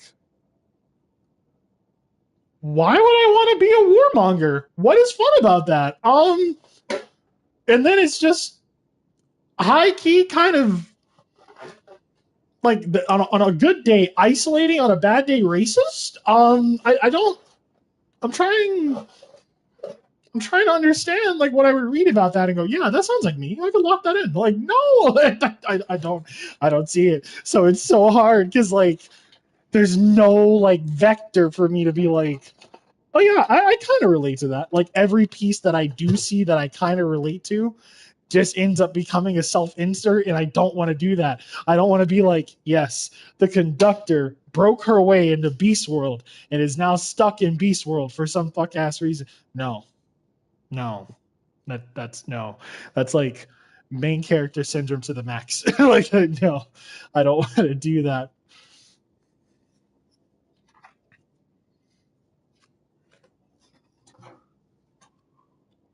What is Farron?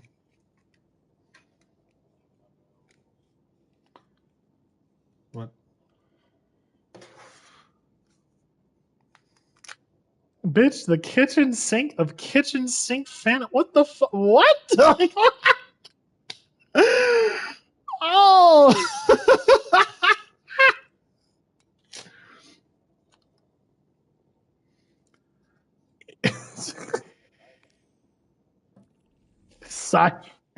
Wait, what do you mean? I'm so confused. Like even looking at the what is it? Like the guide, okay, like so I laughed because like me and Kira were reading it. She was like, maybe I can help you like understand something you don't see. And I highlighted it in my PDF. Hold on. I got to a section, I think I was reading the Barbarian. And like there was something in the description that made me like actually stop and laugh my ass off because I could not help it. Like it was so I just have to find the sentence. Where is it? Where here it is. Quote. Beyond this, barbarians come from every walk of life. One is just as likely to meet a noble birth barbarian snob as one living in the wild. The journey from first to 20th level represents the barbarian's body and mind steadily falling away as they perfect rage. At the 20th level, the part of the barbarian that is a willful creature completely just leaves during combat. This anti-self-realization is a cross between a fighter's maneuvering mastery and a monk's spiritual exploration. The barbarian doesn't sit and meditate to reach ego death. No, they simply force enlightenment by channeling reason into raw tenacity. So they're Vegeta. And then like Kira looked at me and I laughed my ass off because we were like, dog, what? What the hell?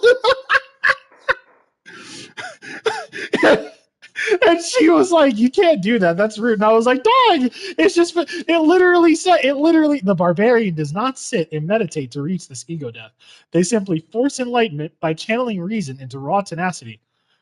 How dare you be more proficient than me, Kakarot?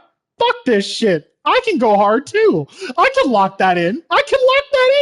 You know what? And then one day I decided I'm mad as fuck. And then I became a Super Saiyan. What? Yeah. I was tired of seeing him go Super Saiyan. And it's the Michael Jordan meme where it's like, you know what? I took that shit personally. And then I left for like 2 months. And now I'm a Super Saiyan too. Even though my son and his friend, which are both brothers or cousins, which is kind of funny, fused and like hit Super Saiyan 2 like as a joke. So I feel kind of shown up by that, but that's not the point though. The point is I reached Super Saiyan on my own because I was mad as fuck and I wanted it, so I got it. Right, but like the path to understanding why that matters, you just kind of forfeited because you were no. I didn't forfeit it. His path was the whole learning and balancing self and whatever, irrelevant. My path was fuck it, I'm gonna lock it in. Okay, so is this how far does this carry you? And granted, you look at like later Dragon Ball and it's like, okay, it carried pretty far. But that's because he like eventually honed it and calmed down. But at its base level, when I said it, I was like, oh, so it's Vegeta with extra steps. And Kira looked at me and I looked at her and we laughed our asses off. And she was like, that's so disrespectful. Please don't say that to Frosty. Please don't go into the game and just be like, oh, you're a barbarian? Hey, Vegeta, how you doing? That's so disrespectful. And like, I'm trying my best because I don't have any other vector to like make the comparison and process it.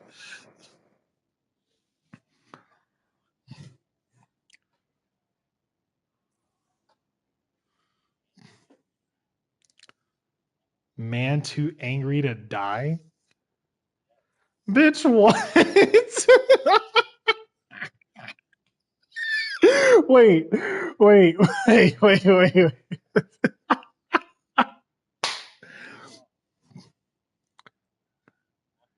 So auto life from FF10. Yeah, auto life. Like you died. Nah, dog. I saw that too. So I put the halo on top of my head. So I'm back in action. What? Yeah.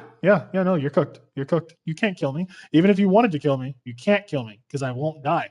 I'll only die when I'm ready to die. But you can't. See, your friend here is mostly dead. What? Yes, mostly dead. See, there's a difference between mostly dead and all dead. Let me show you. I don't like I truly am trying to understand like the when Kira was like I could see you as a cleric. I was like, what about me do you see as a cleric? And she was like, you analyze the fuck out of everything, which would make a lot of sense for you being in like a situation where your entire class is just kind of based around having knowledge of the world. And I was like, yes, but I'm not a zealot. And she was like, I mean, babe, with the like time period of the game, you got to think these people don't really have much else going for them other than zealotry and like a religious ideal based on like the etymology of their society. So you kind of have to accept that.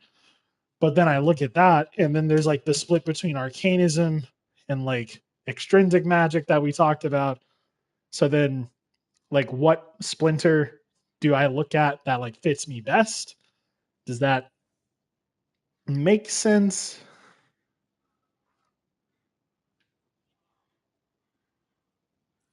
Simpler? I don't get it.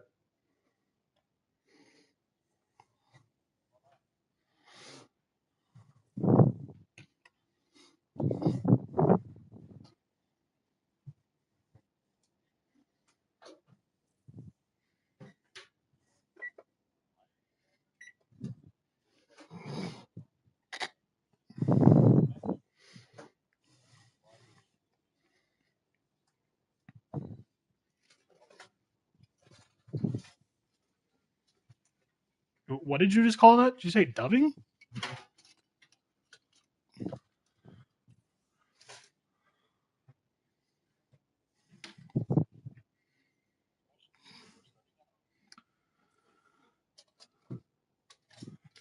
So is that lethality supposed to be matched in praxis to like the work I'm doing on the far side of it? So it's supposed to like come full circle and then it feels more all encompassing as you do more of it, or is it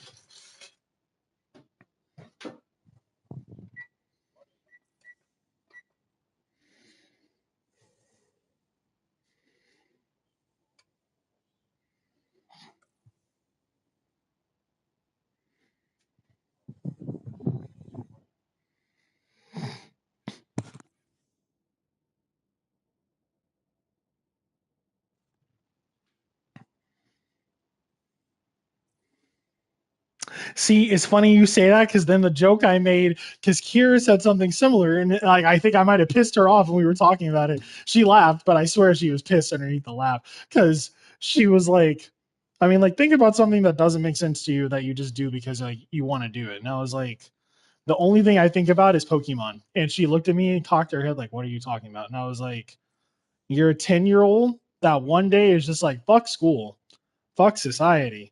I'm finna head out here and start catching Pokemon because this shit fun as fuck. And then your parents are okay with it. The school allows them to be okay with it. The professor of the local Scientology club advises you to do it. And then you travel the land in search of worthy foes and then beat their asses as a 10-year-old, which I'm assuming that age has risen in the ranks as games have been come out. But using Johto, 10-year-old, and there's like no thought of who the fuck let you do this? Like, aren't you 10? Where are your parents? Like, why are you out? What? Like, what are we saying? Like, no. Like, grown ass person doing this? Okay, mass difference. 10? You're 10. You're 10 years old. What the? We got locked in here. And like, I don't really get things like that don't have that. Like, part of why I went on that like whole spiel earlier about like appreciating the post-apocalyptic as opposed to the pre-apocalyptic is that the post-apocalyptic elaborates on the preface of what was and builds a road to what is. So there's like a stable fundament to look back on and to like evolve from. Looking at the function of the road to instead of the road up to is like, okay, this isn't too different. But then you look and one of them feels like, well, there's a lot around, so there's reasonable influence. The other just be like, there's just the world. Now you exist in the world. What are you doing in the world? I do not know. I won't hold you. Why are you delving in Beast World?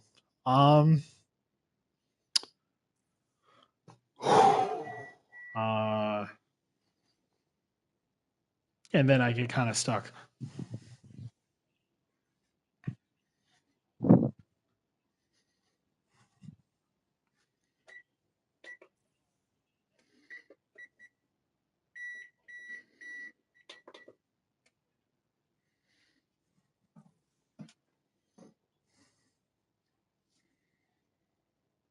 I'm confused.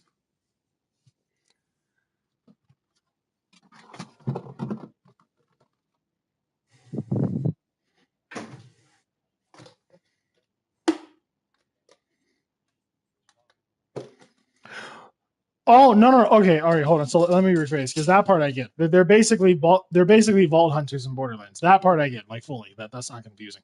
The part that confuses me is where it resplinters from you're doing this for your own passion, but with a group of people that have the same mutual interests, into the splintered dichotomy of are our interests aligned enough that this makes sense for us to be doing together as a function instead of y'all are doing etc and I'm doing completely this, but we just happen to want this like one mutual thing. Okay. Think this is fucked up. Think of like that cutaway from Family Guy with the Jaws, where it's like, oh my god, Jaws. Holy shit, it's bigger Jaws. Oh my god, we have a common enemy. We have to work together. That's what I imagine it as.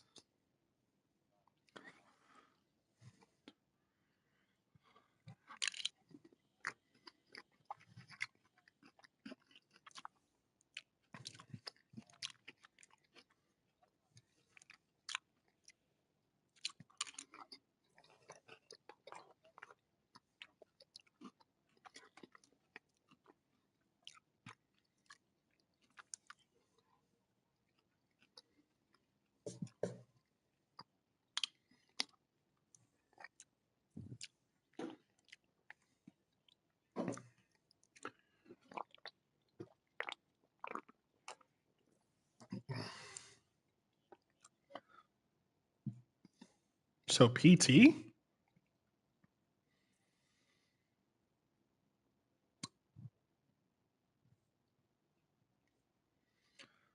Hmm.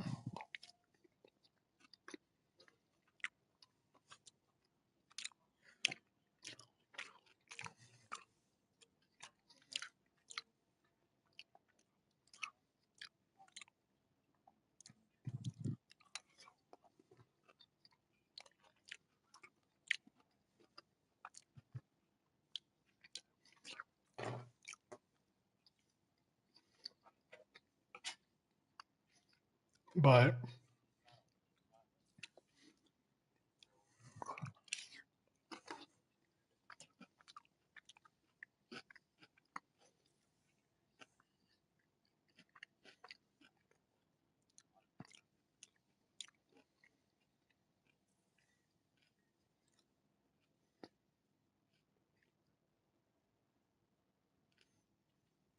occupational hazard.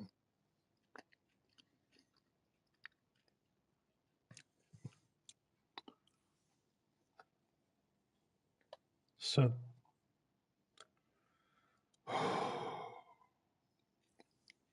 hmm.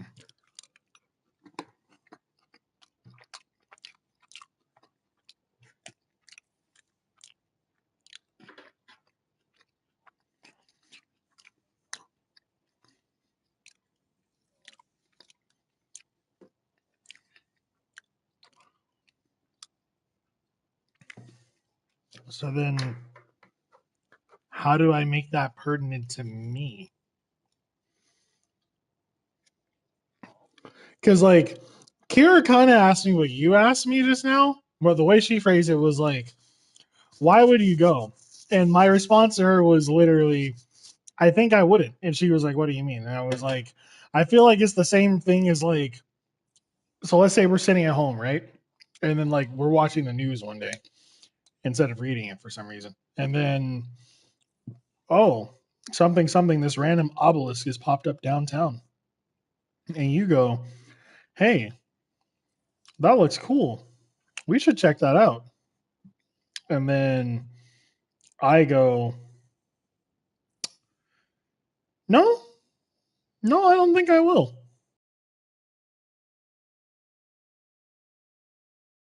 I high key do not care. I won't hold you. I just kind of don't. But like, it's a cool obelisk. Like, don't you want to go investigate it? No, no, not really. Does it exist? Yes. Is it there? Yes. Do I need to be in it?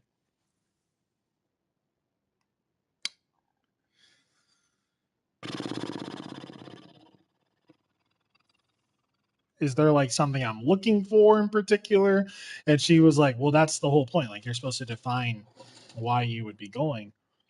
And I was like, that's kind of hard for me being like the basic bitch that's like I have a lot of knowledge, so it was really hard for me to do something. And then she was like, okay, well, it's not supposed to be you. That's why you're role playing. So like, why would your character be going? And I was like, I don't know how to make a like motivation that sounds valid other than something like something dead wife, something dead husband, something dead kids.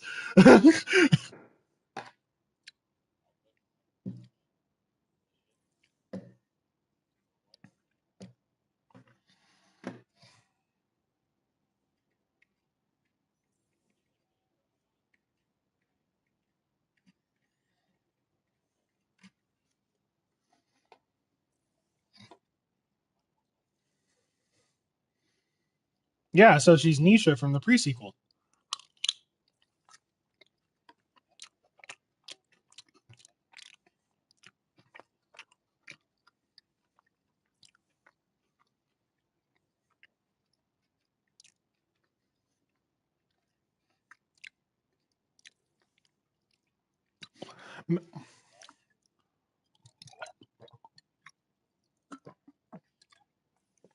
Like maybe the biggest issue I have is that I can build a character motivation. I just personally keep trying to connect to it to see if it makes sense. And if it doesn't make sense to me, then like I fall over because I think I'm doing something wrong. Because Kira likes some of the concepts I came up with. But every time I stop to think about them in my mind, I'd be like, that sounds kind of dumb. But then each time she would be like, well, technically, it might be good if it sounds dumb because it's not supposed to be you. It's supposed to be a character that you created. And I was like, yeah, but I don't want to create like Jane Everyday that just does whatever the fuck. That just sounds lame. How do you mean? Playably?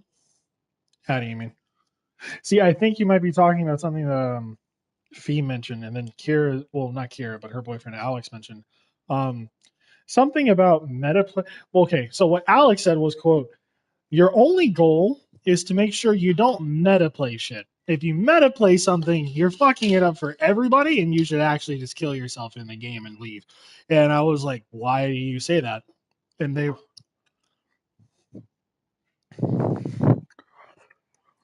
well, they said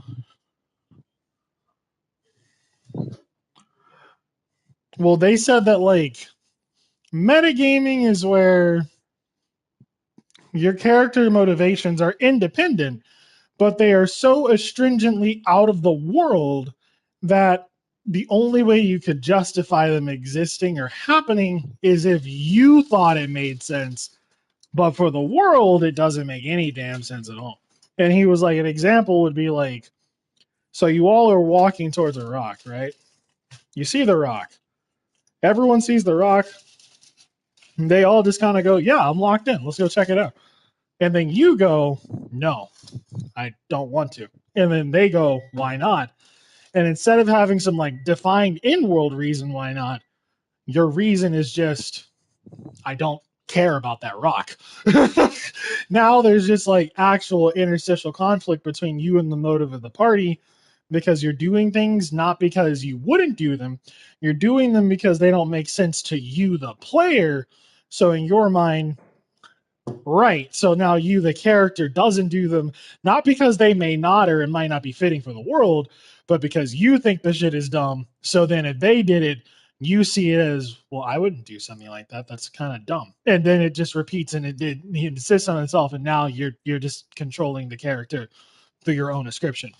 And I was like, that's what I'm trying to avoid, which is why I'm having struggles making something, because I don't want to make something and then have the thought in my head of like, this just sounds really dumb. Like, why would I do this? Like, and then it's not supposed to be me. So it doesn't matter why I would or would not do this. But then it does matter if I like pay attention, but it doesn't matter if I don't. It's whew, man. Parasimilitude.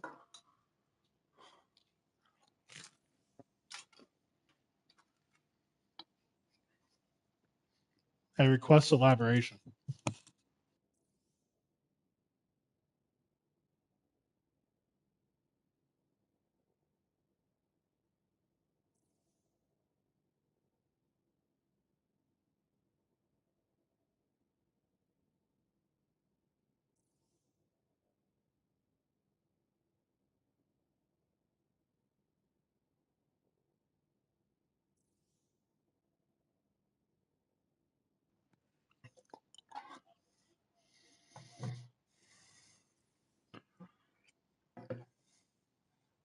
Like, you as a person, do you feel like I'm putting my best foot forward and like trying to offer that, or do you feel like I'm doing?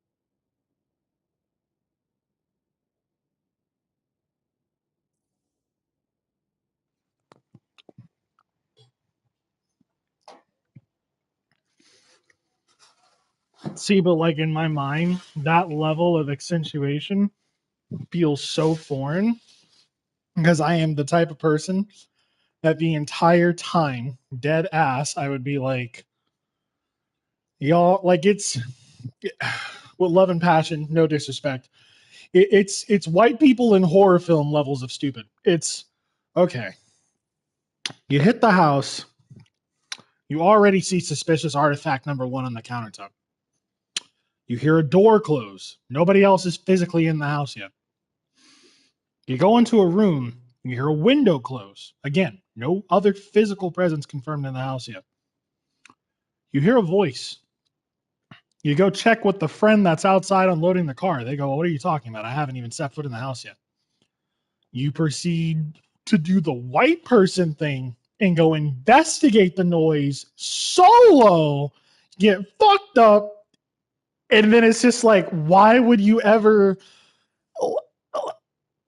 dog, like, what was the plan? Like, and like, obviously the thought for plot is like, there is no plan, but then the scope is like, And I get that. I get the suspension of disbelief if that's the entire point of like developing and constructing the narrative. Because by having existential flow, even if it doesn't make existential or logical sense to you now, it creates the construct and the vehicle for the story to progress. Cool. It's just that exists on such a plane of nonsense that I won't hold you. I'm high-key punching myself in my own shit to be like, no, you just have to respect it. You just have to respect the shit and just let it lie. You just have to let it rock. Because like the whole time, dead ass, I'm just like, there's no way in hell dog actually walked into this room, opened this random ass book that looked like it had death written on it, got possessed, and is shocked that these things occurred. Worse, none of the friends are locked in. So they see them doing all these strange behaviors, making these peculiar comments, walking in these peculiar ass positions, sitting down in strange ways, observing things in the house that don't make any fucking sense. And none of them are calling the shit out. They're just, hey, Phil, you good? Dog is Blair Witch projecting themselves into a fucking corner. Oh, no, I'm just checking out the floorboards. What? No, I'm out of there. Like it, no, it does, like it does, it, what? Like, why would I do that? And Kira was like, you have to take that energy of, no, why would I not do that? And convert it into, what's the worst that can happen? Lol. And then you'll have fun. And I was like, that just feels like whimsy. And like, I have a saying to myself,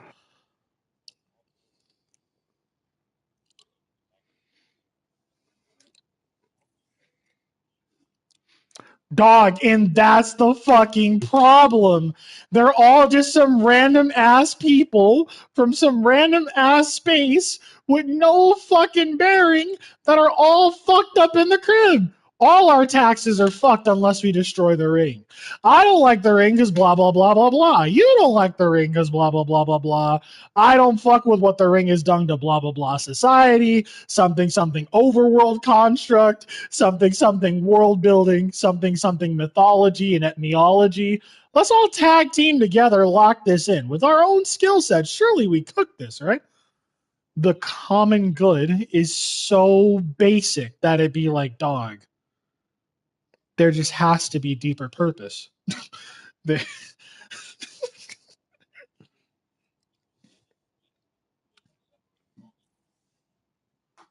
Yes, but you know the difference?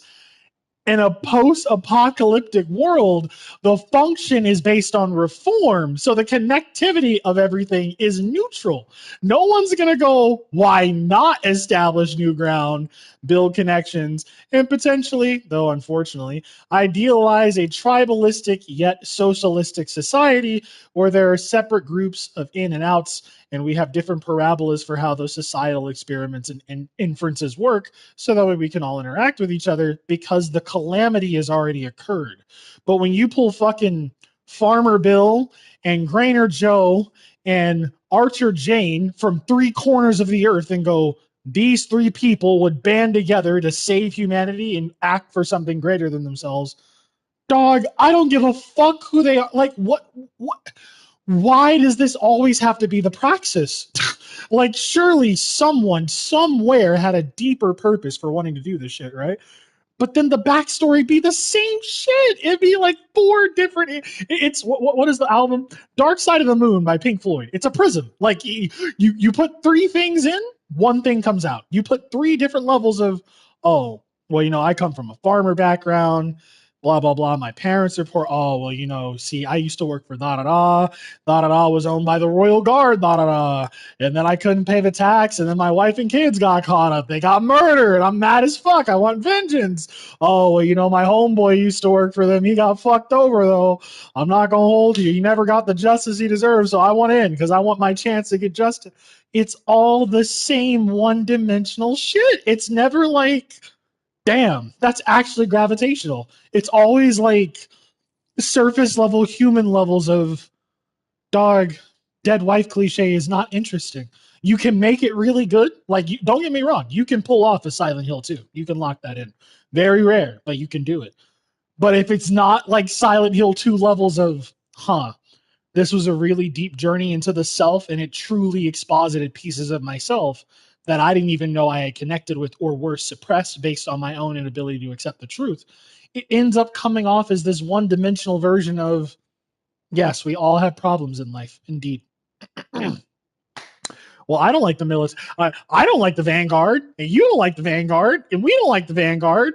But I'm not a Guardian though, so I mean, someone's got to lock it in. I'm not fighting Gaul. That motherfucker's got the light. I'm not gonna lock that in. Fuck no. But him, he's got that. What is that? That Night Stalker? Oh, he's locked in. He's like, oh, they got the hammer. They're locked in. Let them do it. Fuck it. Yeah. You can have what you need. I'm all in support. I just want to see success. I want to live. You know, it's so common that it's like, damn, damn. You start to wonder, where was everyone going before this? What were you doing before the war? What brought you in after the war? And like, don't get me wrong, one thing I will give it credit for, the divergence of background into this new environment can create great things. Someone could have been a farmer beforehand, and the way that transliterates into like agricultural knowledge during the conflict could be beautiful, prolific even. It's just, you have to wait like 7 story arcs, my bad, 1 story arc and like 6 sub story arcs to get to that point, and by that point it's like, dog, it...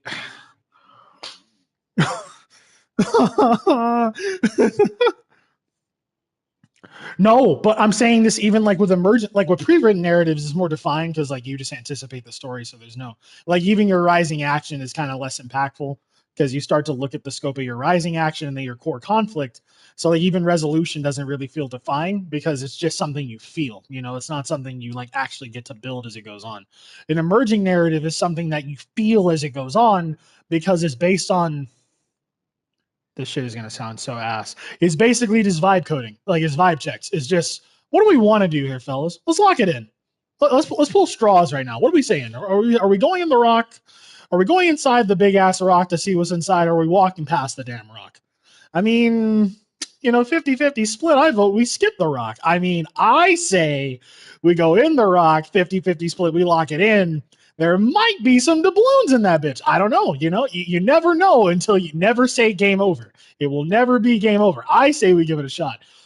That can be cool when the circumstances are so extensive that it creates a level of gravity on its own action because it sets things in motion that build a dynamic story. When the dynamic story be like, roll, hit the number 4, up, you all walked into a trap door. Which one of you has the highest agility? Damn. We had like 40 minutes of conversation just to walk into a trap. I will hold you this damn, and then God forbid you like not like each other IRL. So now it turns into a, see, I told you. It's the fucking scene from Mulan. I told you we shouldn't have walked into this fucking rock. I told you. I said it constantly. No one listens to me. They never do. No. Trust the process. Just because we're trapped right now doesn't mean there might not be some gold. All right. There might be quicksand on the floor. We lock the quicksand in, 50-50 split. We give it 20 minutes. We might walk into a chest. You never know.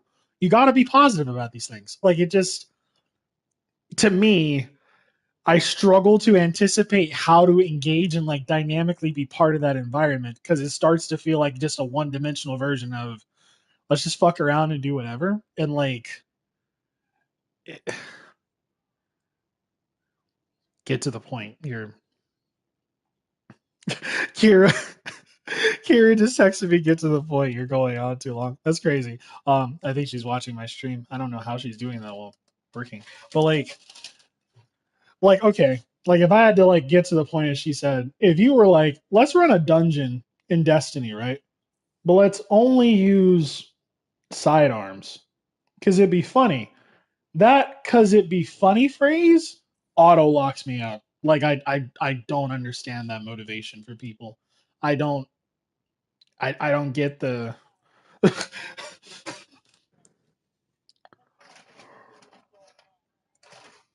how do you mean?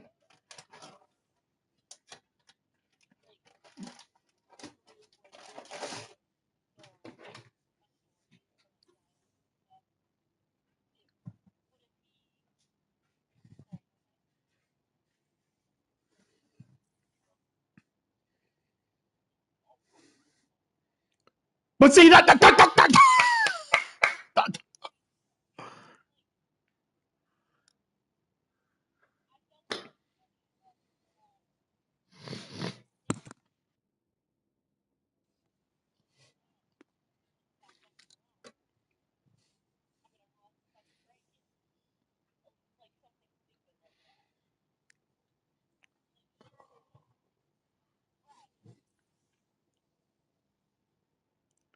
So then what gives us our reason then?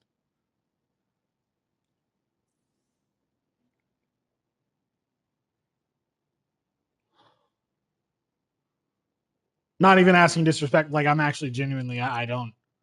So okay. So she said there'd be no reason to, right? Because you'd be doing that. So then if there's no reason for us to do something like that randomly as we go on the journey, then who develops the journey's path? Obviously, like the dungeon master, like Victoria, like is one who like controls most of that. But then how does oh god.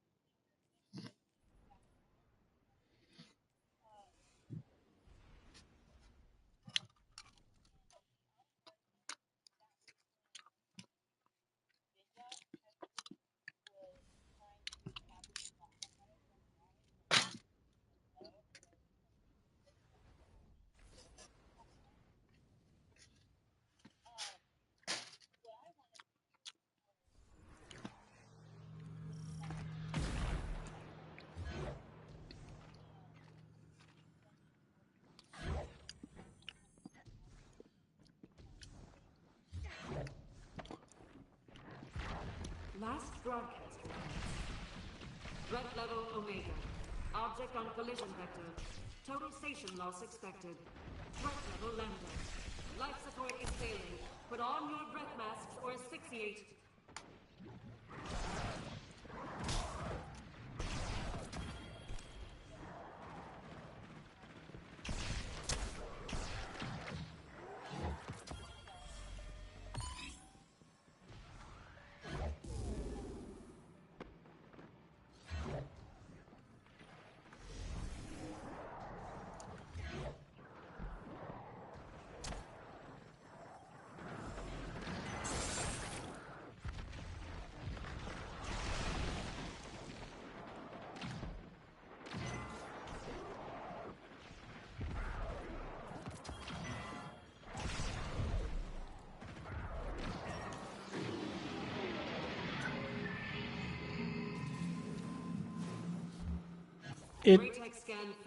I want to preface by saying I'm sorry because I feel like I may have upset you both. But like,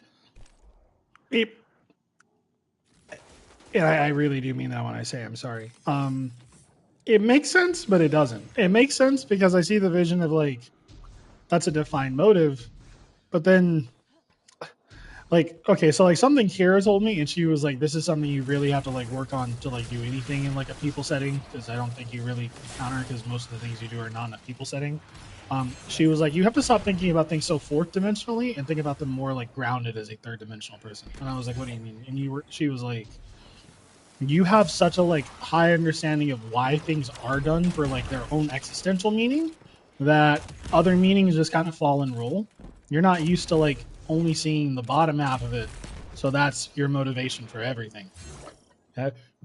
And I asked her, like, can you elaborate on that? And she was like, you know, for example, you don't have any problem with, like, you don't have any problem with, like, processing why things are done, right? But you do have a problem processing what the purpose is of doing those things. Part of building a character, and this is something her and Alex were trying to explain, is like giving them flat, like human motivation, like things that are like, yeah, that's relatable. And Alex is like, what you would call something surface level, like, oh, like, you know, dead family member cliche. Oh, they're trying to get the back to, etc. Oh, they're trying to do this. For people on the surface, that's really real, because who wouldn't want to get back to their family? Who wouldn't want to do that? And Kira was like, part of your problem is that you think on such a like extended level that for you, like, and she was saying it to be mocking, but she was like, you're basically like Elsie from Destiny 1. And like, she was like, you'll say a sentence and someone will be like, why does that mean anything?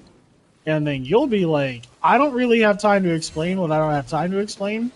And to normal people, that's like, bitch, the fuck you mean? You don't have time to explain me. You don't have time to explain. You sound dumb as fuck. But then for Elsie, being from like multiple different timelines, she knows what that context looks like. She's seen what that context looks like. She has it in the back of her head. So the phrase, I don't have time to explain what I don't have time to explain, while for like the surface level player is just like, this bitch is on some bullshit. To Elsie is like, this is timeline like 20 out of 30. I really don't have time to break this shit down to you. Either you lock it in and you know, or you don't. And you can't think about things on that level because it's destructive for like world building, because it just kind of puts you in the seat of God, and like you're not. You kind of have to be comfortable with not doing that. And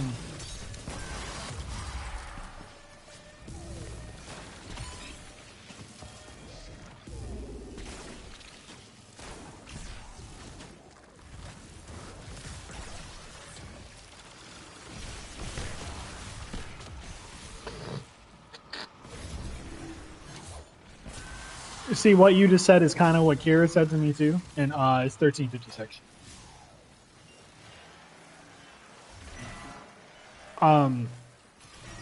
But she was like, you have to be comfortable with the stopping point. And when I asked her, like, what do you mean? Don't forget to deposit in the augment terminal. I was like, what do you mean by stopping point? She was like, you can't always understand the root of everything. And part of your problem is that you see the root as like a potential, and you go, okay, well, if this exists, there has to be a root.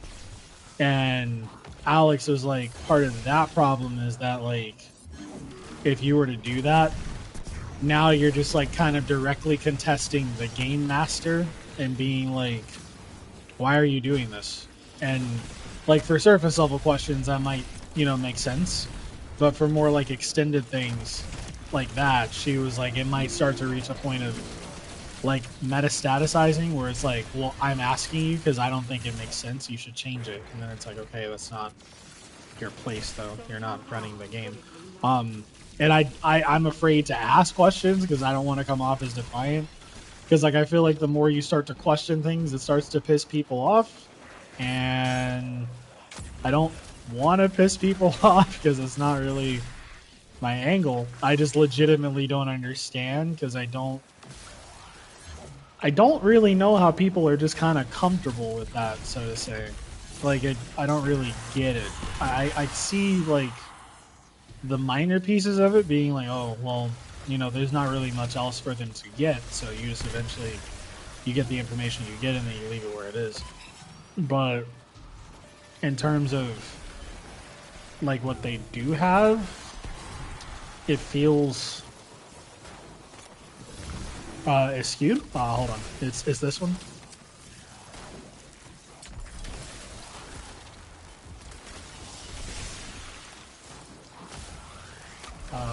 This one. This one. On me. And then these two.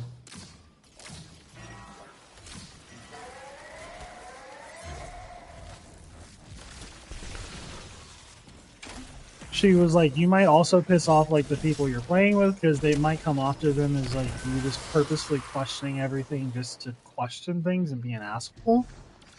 And then Alex was like if I called you an asshole, would you be mad about it? No. And he was like, why would you not be mad about it? And I was like, because it doesn't really change anything if you do. Did Mac crash?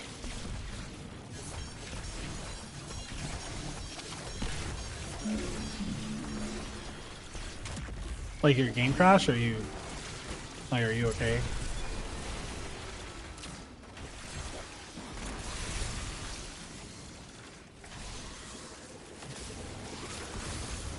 Power at 60%. Are you sure the conversation isn't draining you? Because I don't want to talk about it if it's depressing. But I'm asking you seriously because I don't.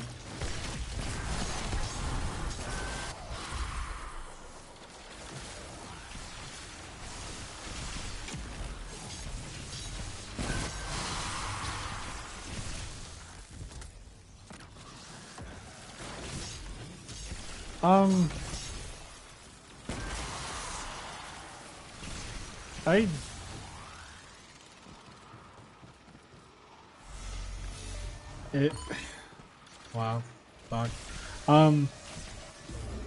TLDR, Alex was basically like, you have no 1356, so it's gonna be the one over there on the top.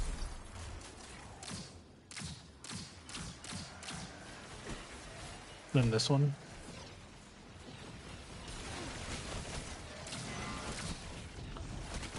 And then these two. So here and then on that wall.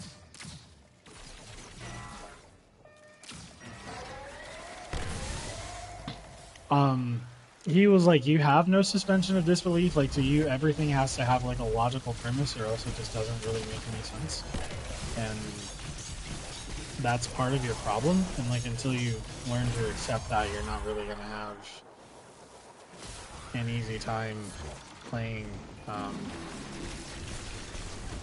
anything with anyone, because it's gonna come off as you just being really combative, and it's going to be really hard for you to ask questions too, because it will start to phase into a realm of you're not asking because you need to understand, even though like we know you're asking because you legitimately are trying to understand. Other people will start to kind of take it as you just like challenging the status quo just to challenge the status quo because it sounds belligerent and combative.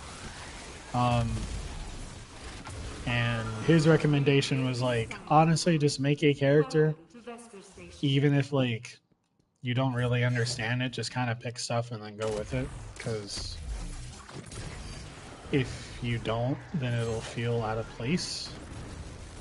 And I'm just afraid to do anything, honestly, because high key I just feel like I'm going to piss someone off. I kind of already feel like I have, and I don't really know how that works or why. Like, Hope, no disrespect, but I feel like I kind of pissed you off. I know I pissed off Fee when we talked about it a lot, like 3 weeks ago, and she didn't explain it, but from what I could tell from what she was saying, it was basically an extended version of, you ask too many questions, it's supposed to be fun, and I don't. But that's my point, and that's kind of what Alex was explaining to me. I don't really understand like the social bias between healthy amount of questions to ask where everyone feels respected, and excessive amount of questions where everyone just feels like you're being you're just asking questions, just ask shit and be belligerent person. And I don't really get why you shouldn't ask those questions. At the same time, I would rather not ask them, because it feels like like, at least for Fee, she said something that kind of stuck with me, and part of what she said was like kind of harken back to like the metagaming piece of what Alex was saying. It was like, you do a lot of meta things, and I guess meta in that context is being used as like everything you do is grounded in something. It's not just there. You're not just like doing things just to do things.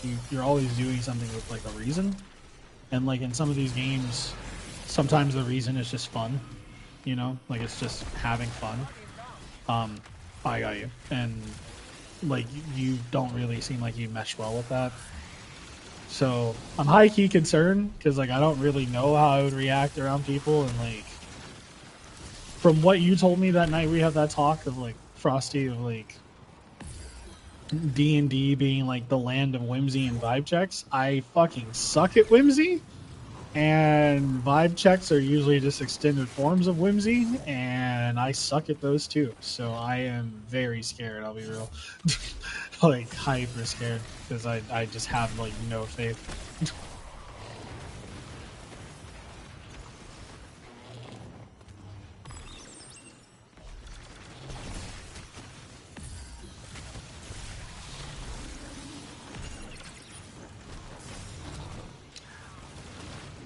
I don't agree. I think the precipice is more like the experience might be fun, and if you have the opportunity to experience it, it would give you something new.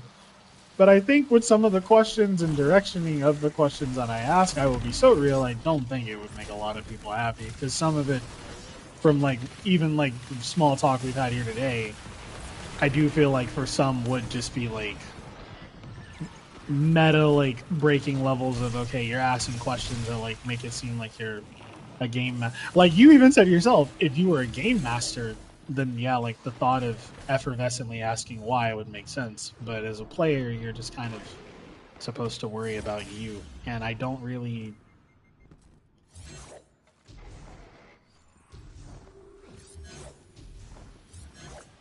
Yeah, but based on what you told me about like D&D and other similar tabletop games being like functions of whimsy, vibe checks, and social contracts, that might just piss everyone off.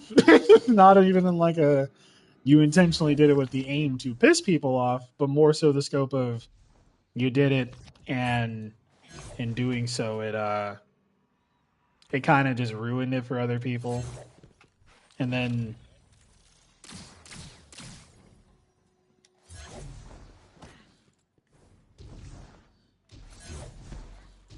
I beg to differ. I'll be real. I see the vision of that concept, especially in terms of like respecting the scope of just telling someone, "Hey, I'll be real.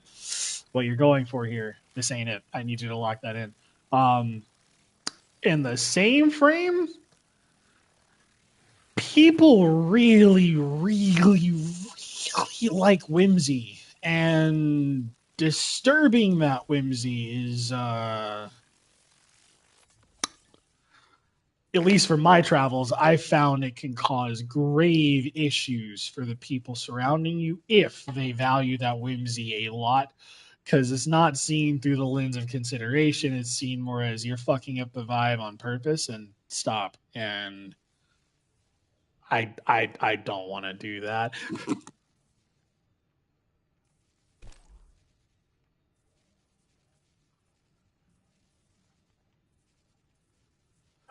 Because like I had another conversation with Moth, right? And well, they were in his Dirk, but at the time I talked to them, they were fronting his Moth. And I was asking them for advice, and they were like, they literally said, quote, "Is it really so fucking hard for you to just like have fun with something?" And I was like, "What?" And then they snapped and they were like, it just feels like you're turning this into this like really huge like process when like you could just be having fun and it wouldn't be an issue. But you keep trying to like break everything down to like a lowest denominator. So like because you're not getting an answer, it just feels out of place. And because it feels out of place, you're not really gaining anything, so it feels bad, and then you feel lost. And like if you just accepted it and just had fun, you wouldn't have that issue. And that alone just kind of had me like, yep. And that's exactly why I don't want to ask anyone any questions, because I have this like adamant fear in my head of like I would ask the questions, and then the more I ask the questions, the more people would be like, can you just like, you know, like have fun with what's going on and not like hyper obsess with the thing than like if it makes sense or not, because it's kind of fucking it for everybody. Um, ugh. Yeah, I'm having a oh oh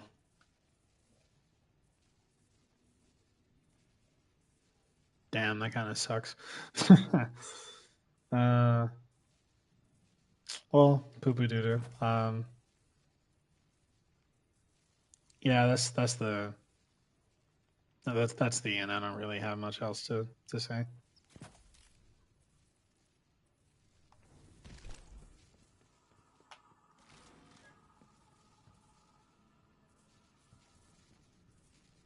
Yeah.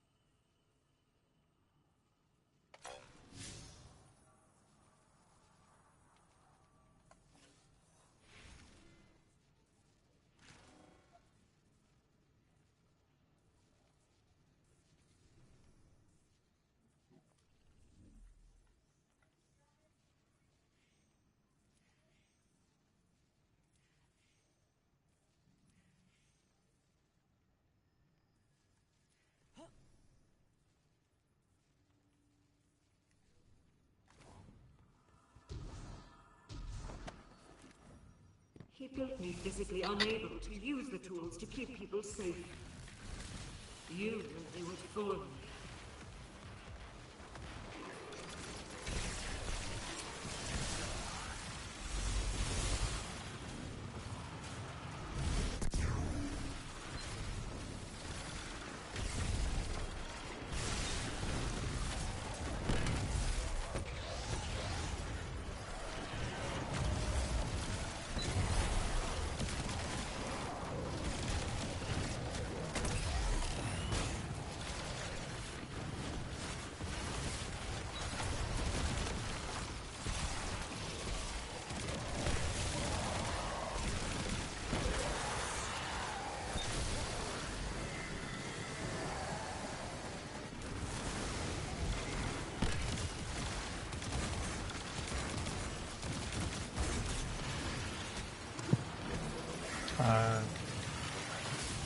Thanks.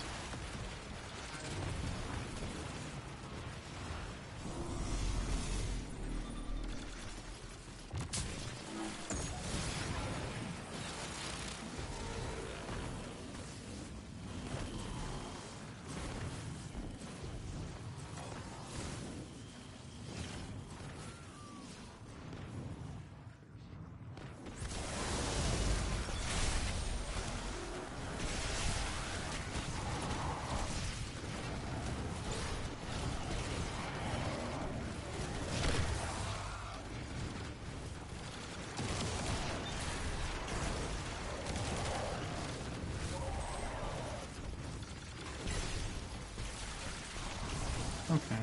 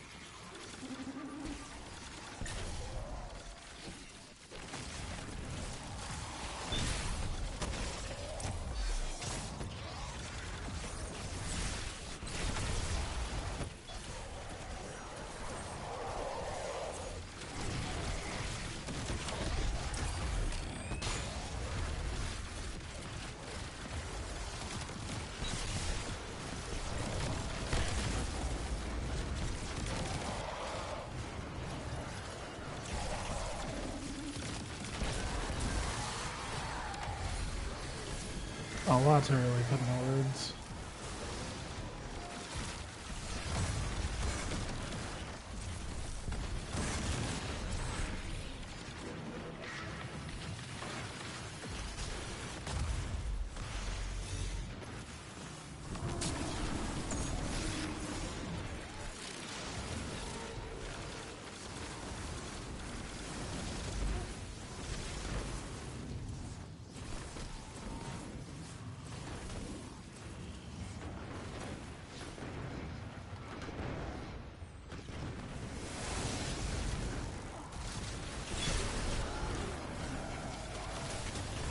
You didn't do anything.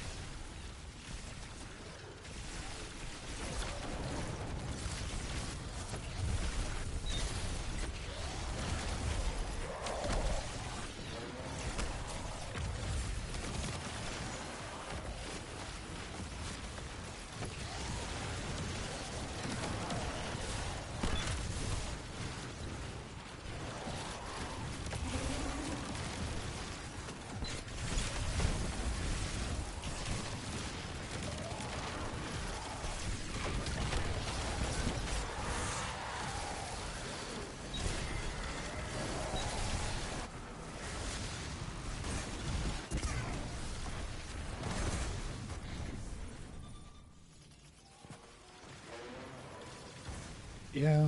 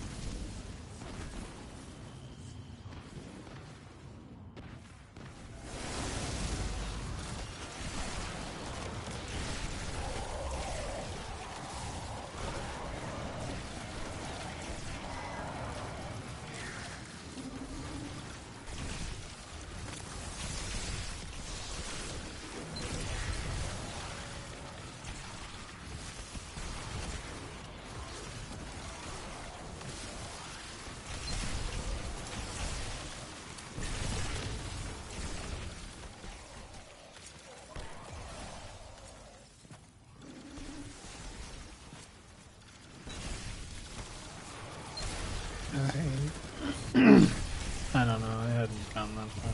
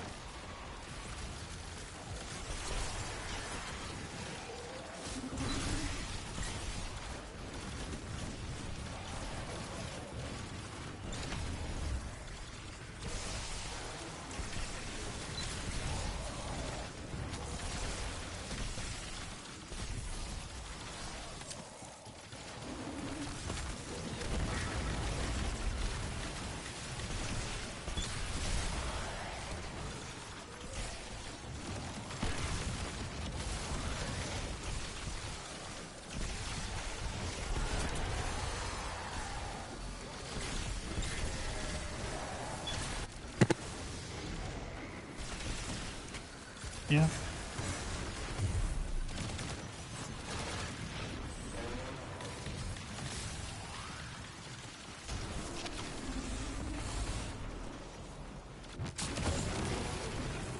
Me too, hope. Stay calm.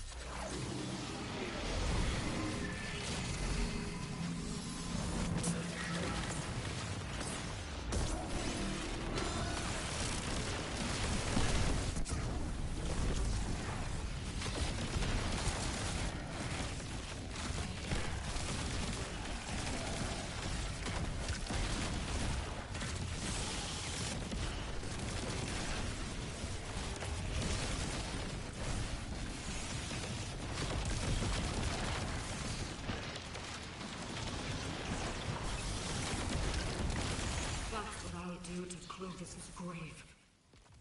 Once I find it.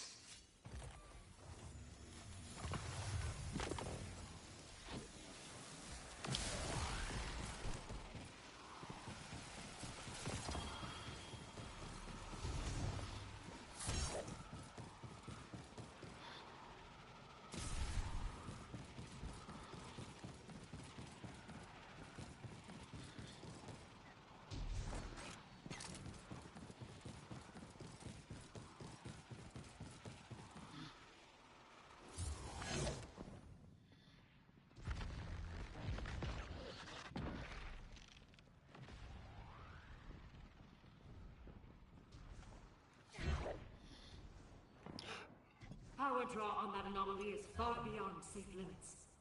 Arc energy shouldn't be that color.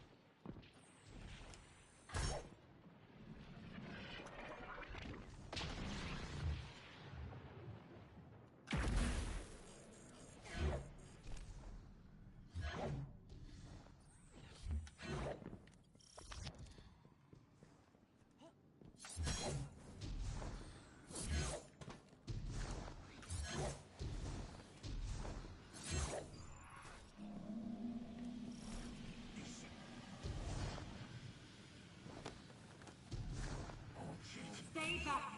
That exoframe is the center of the corruption.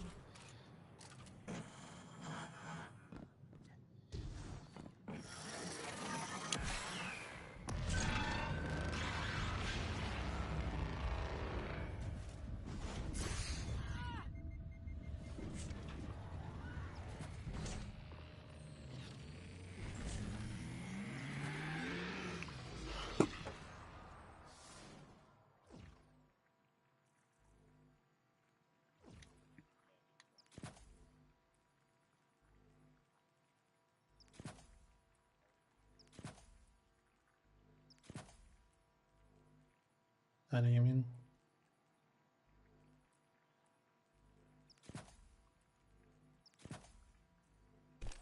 I don't really know.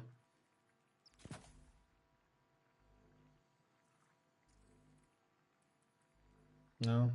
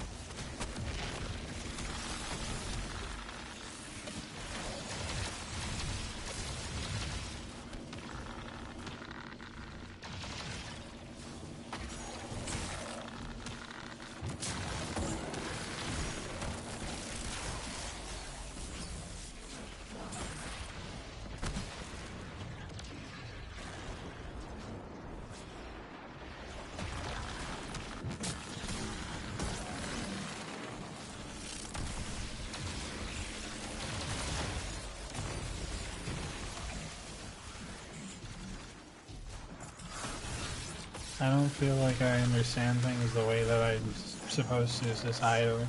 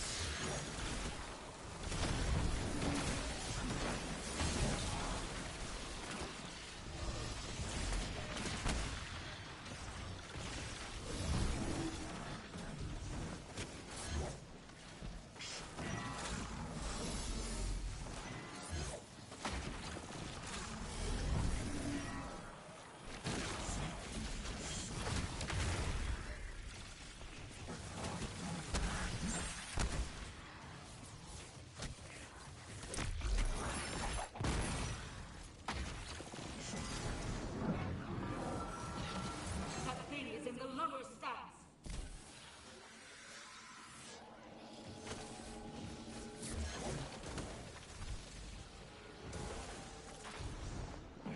Yeah, somewhat.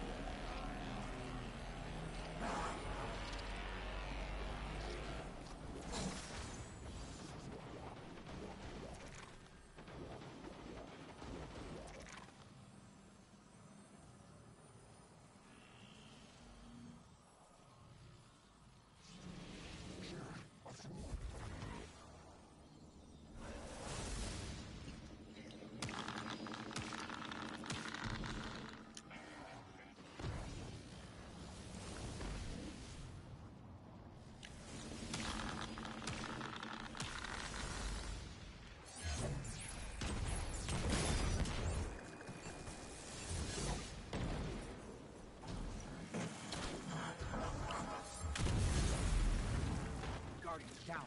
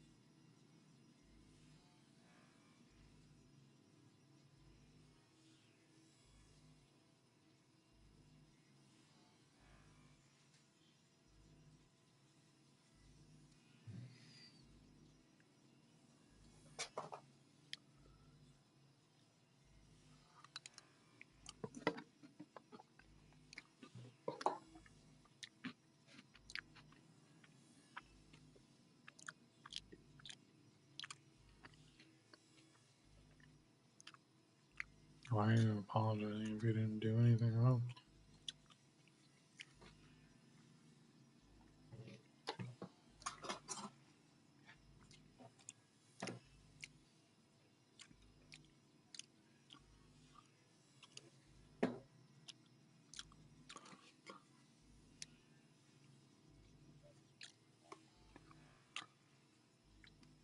It's not really an answer anymore.